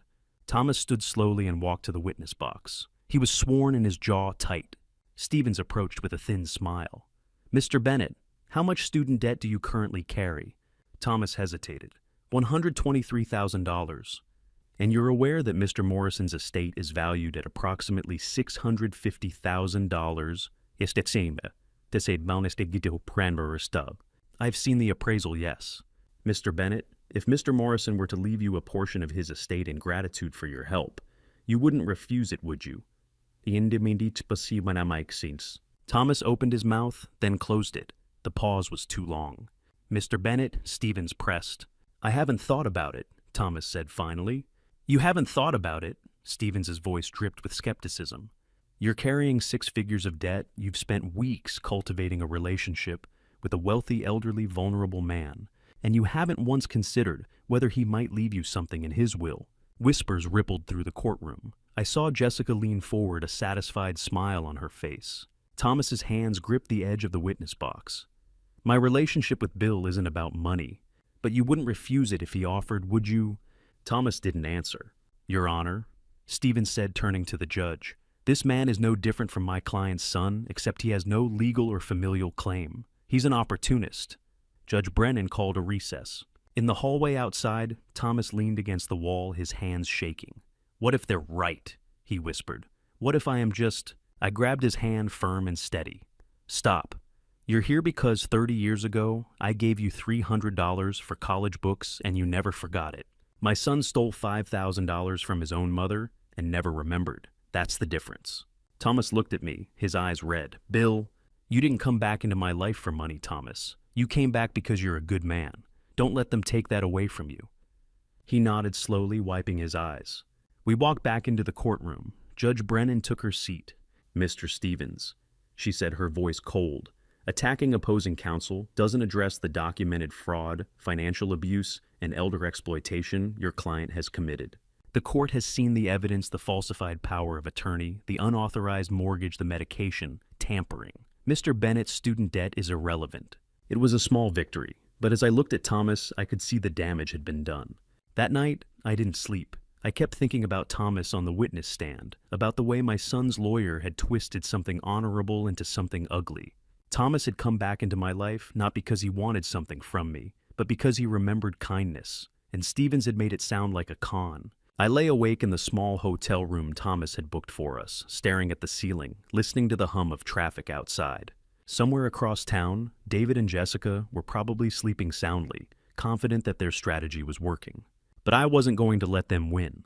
The next morning, we returned to the courtroom. Judge Brennan took her seat, and Stevens stood once again ready to continue his attack. Your Honor. Stevens began, yesterday we established that Mr. Bennett has significant financial motivation to influence my client's father. I'd like to continue exploring. I stood up. The courtroom went silent. Thomas grabbed my arm. Bill, what are you? Your Honor. I said, my voice clear and steady. This is a hearing about my competence. If I'm competent, I should be allowed to speak. Judge Brennan raised an eyebrow. Mr. Morrison, this is highly irregular. I know, Your Honor, but if I'm mentally sound enough to make my own decisions, then I should be sound enough to defend the people who've stood by me. She studied me for a long moment, then nodded. Go ahead, Mr. Morrison, but keep it brief. I stepped into the aisle, hands clasped in front of me. I didn't look at David, I looked at the judge. Your Honor, I've listened to Mr. Stevens spend 2 days trying to paint Thomas Bennett as some kind of opportunist. But here's what he's not telling you. I paused, letting the words settle. Thomas has never asked me for a single thing, not once. When I offered him money to help with his student loans, he refused. When I suggested he stay at my house instead of paying for a hotel, he refused. He didn't come back into my life looking for something. He came back because 30 years ago, I gave him $300 for college textbooks, and he never forgot it. I turned slightly, glancing at David for the first time. He was staring at the table. Mr. Stevens wants you to believe that Thomas's $123,000 in student debt from law school is proof of bad character.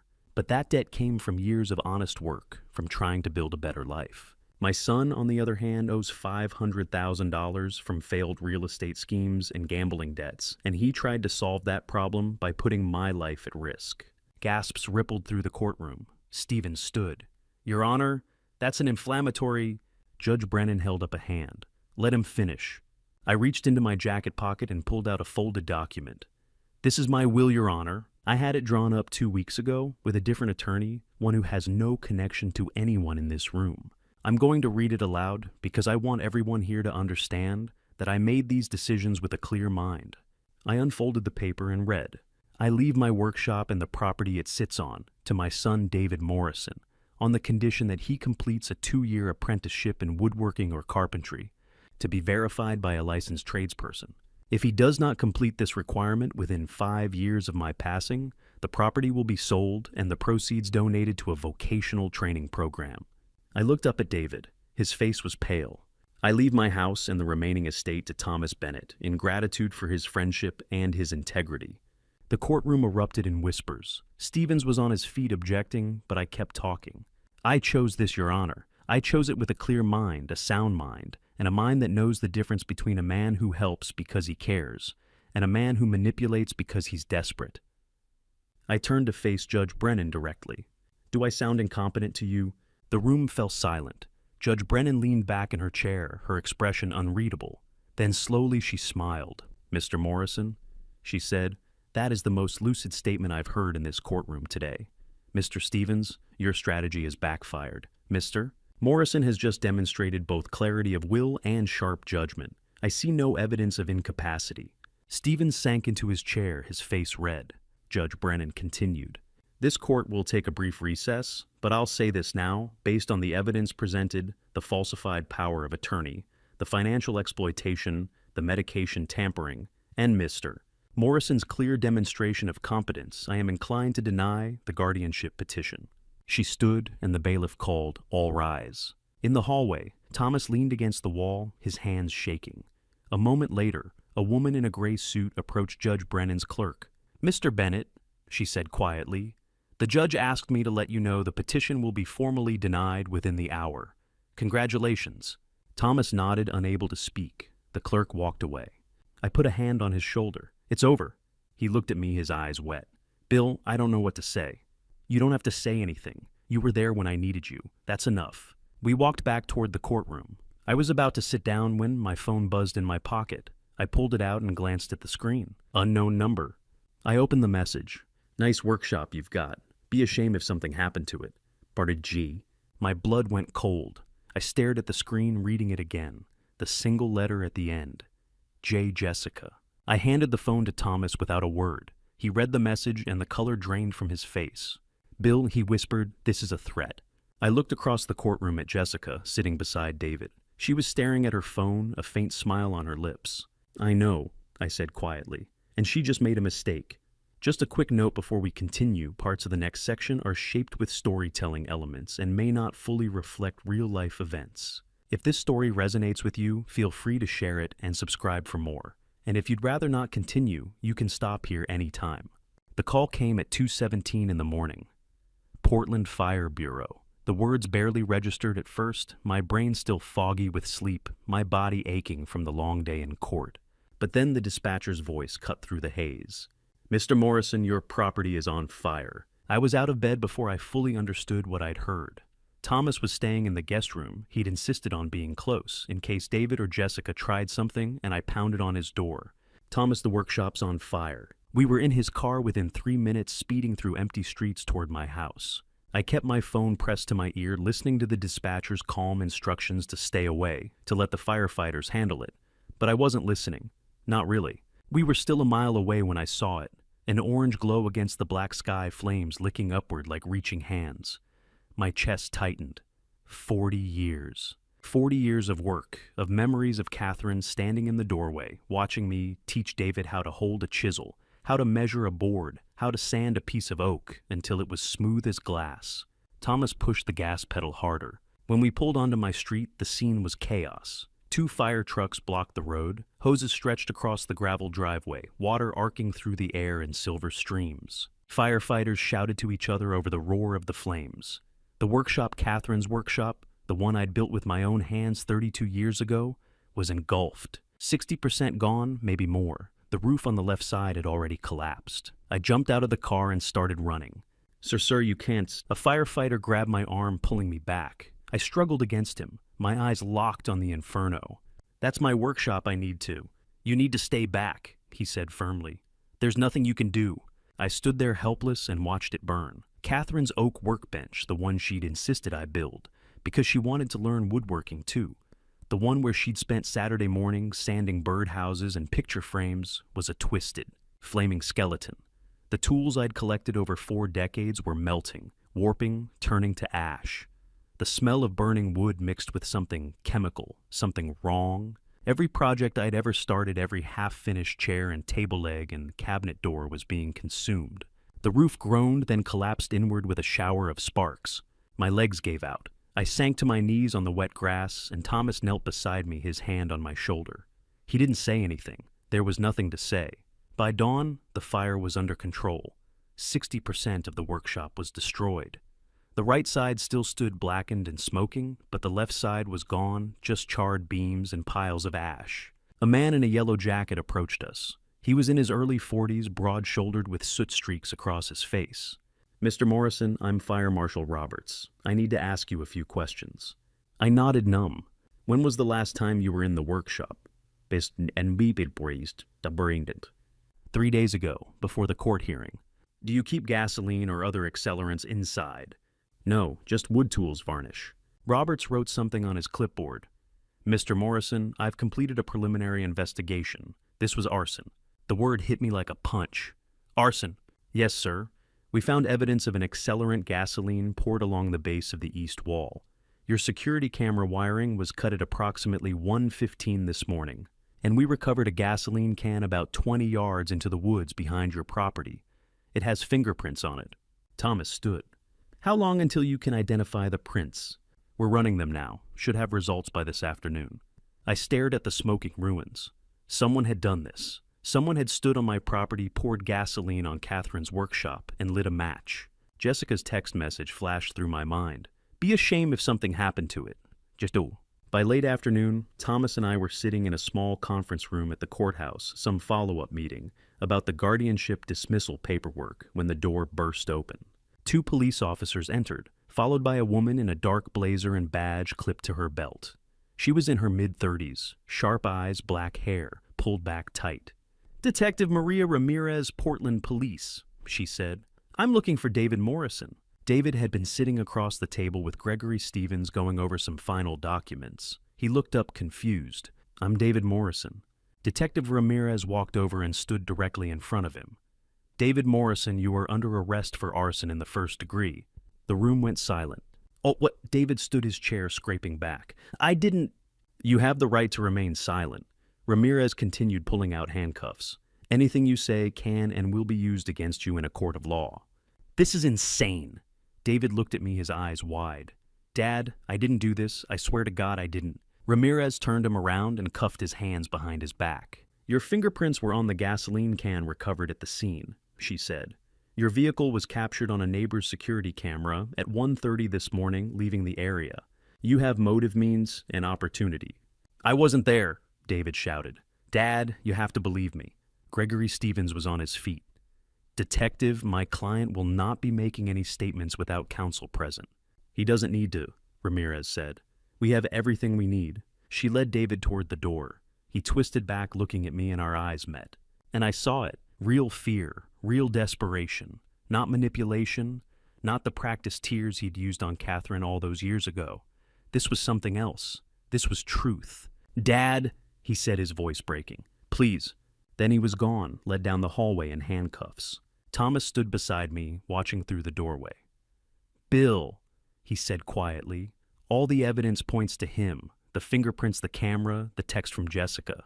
He did this." I shook my head slowly, still staring at the empty hallway.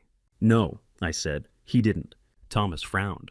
"Bill, I know he's your son, but he wouldn't burn the workshop," I said, my voice firm. "That's the one thing he actually wanted. It's in the will. He was supposed to get it. Why would he destroy the one thing he stood to inherit?" Thomas opened his mouth, then closed it. I turned to face him.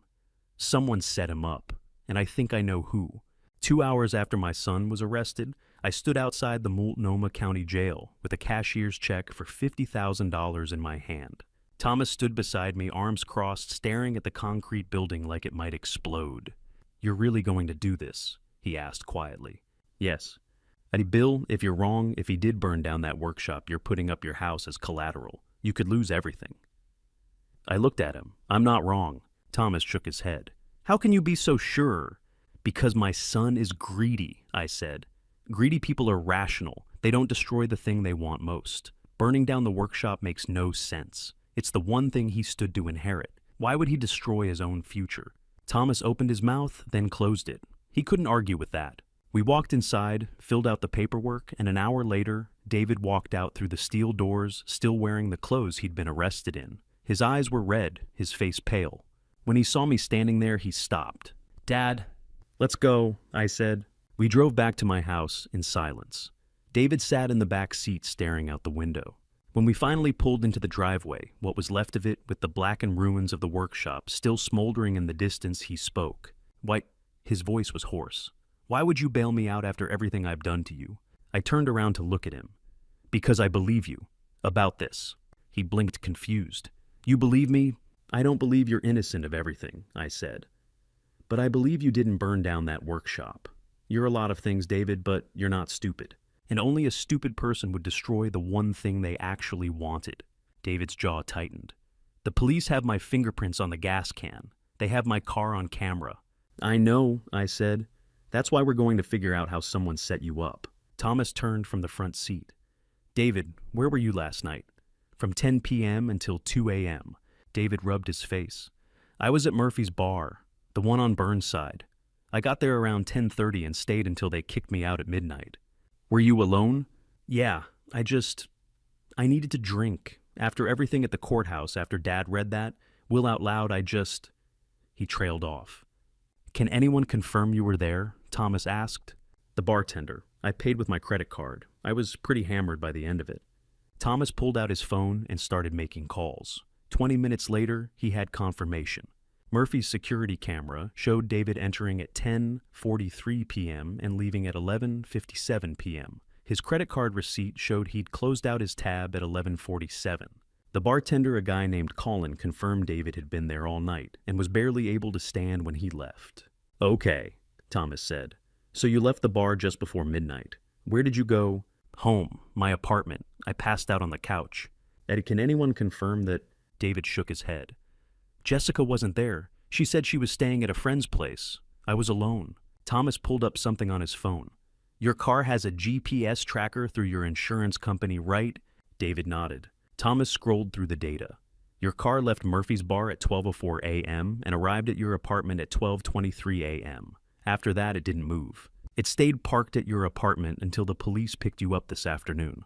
I leaned forward. The fire started at 2 a.m. That's an hour and a half after you got home.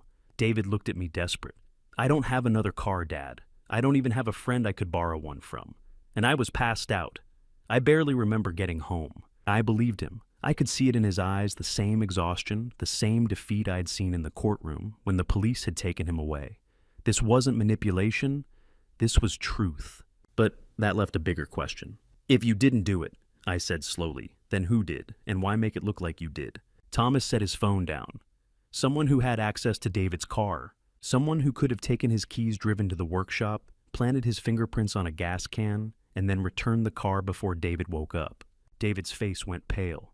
Jessica, she has a spare key to my car. I felt something cold settle in my chest. She was at the courthouse when I read the will. She heard me say the workshop would go to you if you completed the apprenticeship. Thomas nodded slowly. And if there's no workshop, there's no apprenticeship. Which means David can't meet the condition. Which means he doesn't inherit. And if he doesn't inherit, I said, finishing the thought, the property gets sold and the money goes to charity. Jessica gets nothing. David stared at me. So she burned it down to make sure I couldn't get it, or to frame you, Thomas said. If you're convicted of arson, you're disqualified from inheriting anyway. Either way, she wins. We all sat in silence, the pieces falling into place. But why? David asked quietly. Why would she do that? We're married. We're supposed to be a team. I looked at him. When was the last time you saw Jessica? He frowned. Yesterday, at the courthouse. After I got arrested, I assumed I don't know, I thought she'd be at the jail, or call my lawyer, but she didn't. Thomas was already dialing. He put the phone on speaker. A man's voice answered, Law Offices of Brennan and Cole. This is Thomas Bennett. I'm looking for Jessica Morrison. She's represented by your firm. Mrs. Morrison is no longer available for contact. Thomas frowned. What does that mean? It means we haven't been able to reach her since yesterday afternoon. She missed a scheduled meeting this morning. Her phone goes straight to voicemail. Has anyone checked her apartment? We sent someone. She's not there. Her car is gone. It appears she's left Portland. Thomas hung up and looked at me. She's running, I said. David's voice was barely above a whisper. Dad, do you think my wife did this? I met his eyes. Soon-to-be ex-wife. Yes, I do. He sat back, his face blank with shock. Then slowly something else crept into his expression. Anger. She framed me, he said. She burned down your workshop and framed me for it. Thomas stood. I need to contact Detective Ramirez. If Jessica's on the run, we need to find her before she disappears completely. He stepped outside to make the call. I stayed in the car with David, the two of us sitting in silence. Finally, David spoke. I'm sorry, Dad. For all of it. For the money, the pills, the POA. I'm sorry. I looked at him. He wasn't crying. He wasn't begging. He was just tired. I know, I said quietly. But sorry doesn't fix it. I know, he said, but I'm still sorry. I nodded. Then prove it. Help us find her. David's jaw tightened. I will. Thomas spent the next 2 days building a case against my daughter-in-law with the same meticulous focus he'd used to defend me, except this time I was helping.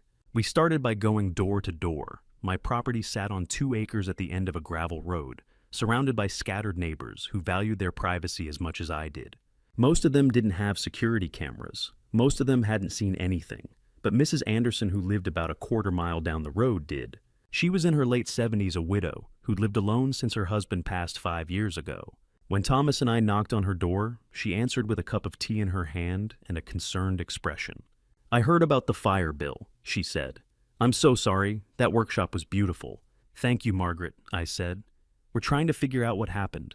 Do you have any security cameras?" Her face brightened. "Oh yes, my son installed one of those doorbell cameras last Christmas. A Ring, I think it's called. He said it would help me feel safer." Thomas stepped forward. "Mrs. Anderson, would you mind if we took a look at the footage from 2 nights ago, around 1 or 2 in the morning?" "Of course," she said, leading us inside. We sat in her small living room while she pulled up the app on her tablet. It took a few minutes. She wasn't particularly tech-savvy, but eventually she found the timestamp, 1:15 a.m. The footage was grainy, but clear enough. A figure in a dark hoodie walked past her driveway, heading in the direction of my property. The motion sensor had triggered the camera, capturing about 10 seconds of video before the person disappeared out of frame. "The police already looked at this," Mrs. Anderson said quietly. "They said it was your son, Bill. I'm so sorry." Thomas leaned closer to the screen. "Can you send this to my phone?" She nodded and forwarded the file. Thomas opened it on his phone, zoomed in, and played it frame by frame. Then he stopped. "Bill," he said quietly, "look at this." I leaned over. He pointed at the figure on the screen.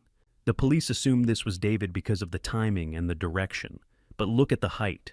This person is short, maybe 5'7". David is 6'1". I squinted at the screen. He was right.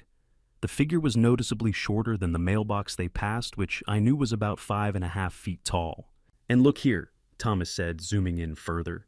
"You can see hair sticking out from under the hood. Long hair." I stared at the screen. The figure's build was slender, the gait smooth and quick, not David's heavy, slightly lumbering walk. "It's her," I said. Thomas nodded. "It's her." Within an hour, Thomas had contacted Detective Ramirez. By that afternoon, she had a search warrant. Jessica's phone was seized and the GPS data was extracted on the spot. The results were damning. Jessica's phone had been at my property from 1:20 a.m. to 1:35 a.m. on the night of the fire, the exact window when the arson had occurred. Her car, registered in her name, had left her friend's house at 12:50 a.m., driven to my property, stayed for 15 minutes, and then returned to the friend's house by 2:10 a.m. She'd lied about where she was. She'd lied about everything. The police brought her in that evening. Thomas stayed in contact with Detective Ramirez throughout the interrogation, updating me every hour. For the first 3 hours, Jessica denied everything. She claimed her phone must have been hacked, that someone must have stolen her car, that the GPS data was wrong. She cried. She played the victim. She insisted she loved David, that she would never hurt him or his family. But in the 4th hour, Detective Ramirez played her final card. She slid a receipt across the table. A credit card receipt from a hardware store 2 days before the fire. One item, a 5-gallon gasoline can, purchased on Jessica's credit card. Jessica stared at the receipt. Her face went pale, and then slowly she broke. "I did it!" she screamed. "I did it okay. If he wasn't going to get it, then no one was. He was going to leave me after he got the inheritance. I spent years helping him with his schemes, cleaning up his messes, and he was just going to throw me away, like I was nothing. I wanted him to lose everything. I wanted that old man to watch his precious workshop burn. This family deserved to be burned to the ground." Detective Ramirez leaned back in her chair, her expression cold. "Jessica Morrison, you are under arrest for arson in the 1st-degree reckless endangerment fraud and criminal framing. You're looking at 10 to 15 years in prison." Jessica was formally charged the next morning. Thomas called me with the update while I was sitting in my kitchen, staring at the blackened remains of the workshop through the window. David was there too. He'd been staying at a motel since the bail hearing, but he'd come by that morning to check on me. When Thomas called, I put the phone on speaker so David could hear. "Jessica confessed," Thomas said. "She admitted to everything, the arson, the framing, all of it. She's being held without bail." I didn't say anything. I just looked at David. His face was blank, but his hands were shaking. "She tried to frame me," he said quietly, "for arson, to destroy my chance at redemption." It was the first time I'd ever heard him use that word. Redemption. I didn't offer comfort. I didn't tell him it would be okay. I just said yes. He looked at me, his eyes red. "What now, Dad? What do I do now?" I stood up slowly, my joints aching, my heart heavy. I walked to the window and stared out at the wreckage of the workshop. 40 years of work reduced to ash and charred wood. But it could be rebuilt. Now we rebuild, I said. The workshop, your life, the hard way, with our hands, with labor, with time. David stood beside me, staring out at the ruins. When do we start? I looked at him. His face was tired, worn, but there was something else there now. Something I hadn't seen in years. Hope. Monday, I said. 6 a.m. Don't be late.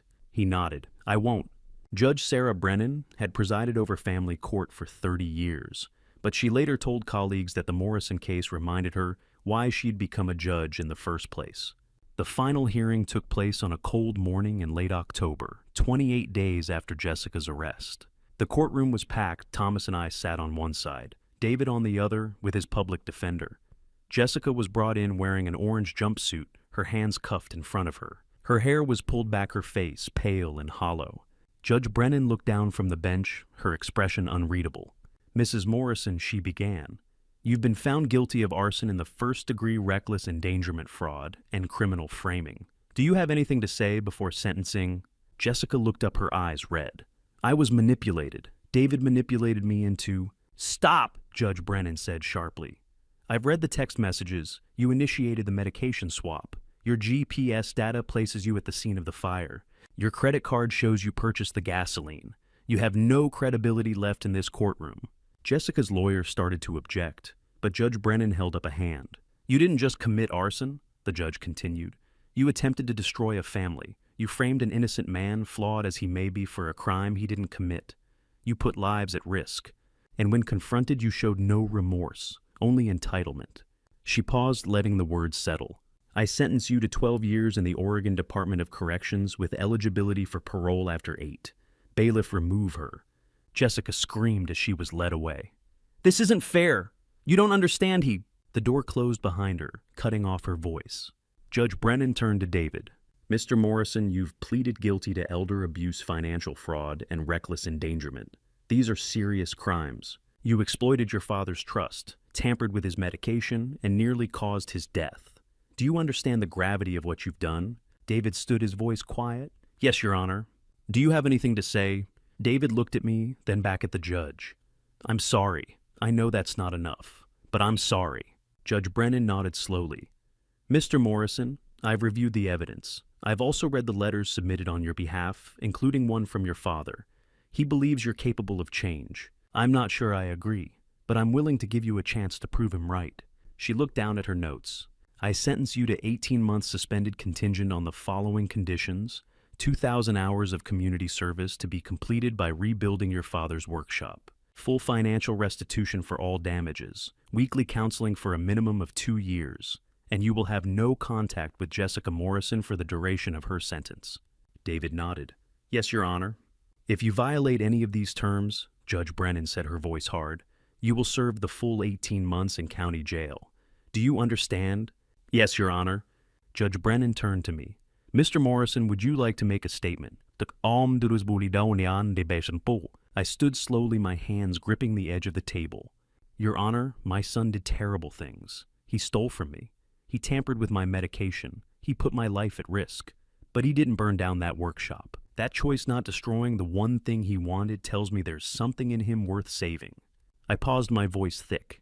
My wife believed in second chances. She carried guilt for 22 years because she gave our son a chance and thought it ruined him. But maybe she was wrong. Maybe the mistake wasn't giving him a chance. It was not holding him accountable. I'm asking this court to let him rebuild literally what his wife destroyed, to earn back what he lost. Judge Brennan smiled faintly. Mr. Morrison, you are a more gracious man than most. I hope your son appreciates that. She turned back to David. The guardianship petition is permanently denied. The power of attorney is voided and will be removed from all records. Mr. Thomas Bennett is fully exonerated of any accusations of undue influence. She brought her gavel down. Court is adjourned. As we walked out of the courtroom, David stopped me in the hallway. His eyes were wet. I'll be there, Dad. Every day. 6 a.m., I promise. I looked at him for a long moment. Then I nodded. Good. 1 year later, October 2025, the workshop stood again. It was different from before, smaller, newer, simpler. But It was solid. The sign above the door read, Morrison Woodworks. Below that, in smaller letters, Morrison and Bennett Legal Services. Thomas had moved his practice into the front office. Said he liked being close to where things got built. I arrived at 6 a.m. like I did every morning. At 6:05, David pulled into the driveway. He was never late anymore. Morning, Dad, he said, grabbing his tool belt from the truck. Morning. We had a routine now. It wasn't warm. It wasn't full of laughter or forgiveness. But it was steady, comfortable, real. David had become a good carpenter, better than I'd expected. A customer came in one afternoon complaining about a table we'd delivered. The leg was wobbly. David looked at me, then at the customer. I built that one. I'll fix it. No charge. The customer left satisfied. After he was gone, I turned to David. You did good. Your mother would have been proud of that. David looked down at his hands, blinking hard. Thanks, Dad. On Saturdays, Thomas would stop by with his family. His wife Marie was a kind woman, with a quick smile. Their kids Sophie, 8, and James, 5, would run straight to me when they arrived. Grandpa Bill, Sophie would shout, throwing her arms around my waist. I wasn't their grandfather by blood, but I was by choice. Thomas had started a program at the workshop called the Second Chance Program. Teenagers who'd made mistakes, petty theft, vandalism, minor drug charges, could learn carpentry instead of going to juvenile detention. David taught most of the classes. You're better at explaining than I am, I'd told him one afternoon. He'd looked at me surprised. You really think so? I do. One Saturday, Mrs. Patterson came by. She wanted a bookshelf, built something simple, sturdy for her grandkids. David, I said this one's yours. He looked at me confused. You sure? My son's a better craftsman than I was at his age, I said loud enough for Mrs. Patterson to hear. David's eyes went red. He turned away quickly, but I saw him wipe his face. Later that afternoon, I stood in the doorway of the workshop, watching David sand a piece of oak. Thomas was at his desk in the office reviewing a case. James was in the yard chasing Sophie with a stick. Catherine used to say that the best furniture was made from cracked wood. You take the splits, the knots, the imperfections, and you work with them. You don't hide them, you make them part of the strength. My son wasn't perfect. He'd lied, stolen, and nearly destroyed me. But he was here, working, trying. Thomas had come back into my life after 30 years because I'd given him a chance when no one else would. Maybe that's what family is. Not the people you're born with, but the people who show up, who do the work, who earn their place at the table, and who, when they break, you have the courage to pick up the pieces and start building again. James ran up to the workshop, breathless and grinning, carrying a tray with 3 cups of lemonade. The Grandpa Bill, Dad, Uncle David, the 3 of us stopped working. David set down his sander. Thomas closed his laptop. I wiped the sawdust from my hands. We each took a cup. The morning sun streamed through the open door, catching the sawdust in the air like gold. Somewhere in the yard, Sophie laughed. The smell of fresh-cut wood filled the shop. Tools hung neatly on the wall. A half-finished table sat on the workbench. Family built by hand. Looking back at everything that happened, I realized how close I came to losing, not just my life, but my soul. This family betrayal wasn't just about money or property. It was about trust, shattered love, weaponized, and the devastating realization that the people you die for might be the ones trying to bury you.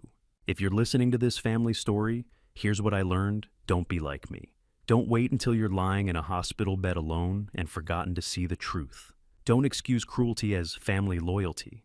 Don't mistake enabling for love.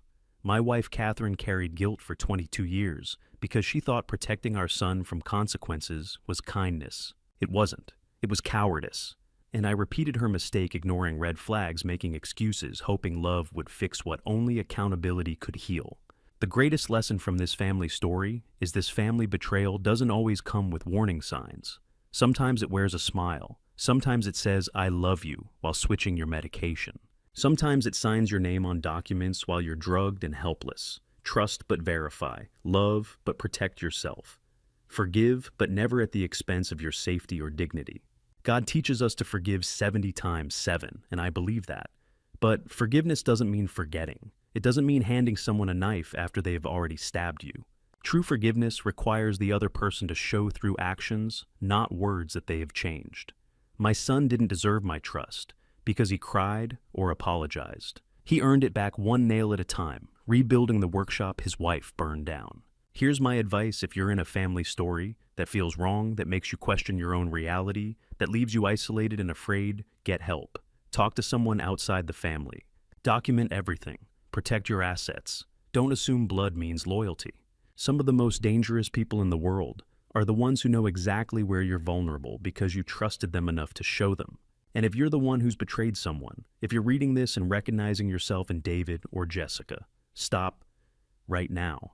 The path you're on ends in prison isolation and a lifetime of regret. Family betrayal destroys everyone it touches, including the betrayer. Choose accountability. Choose honesty.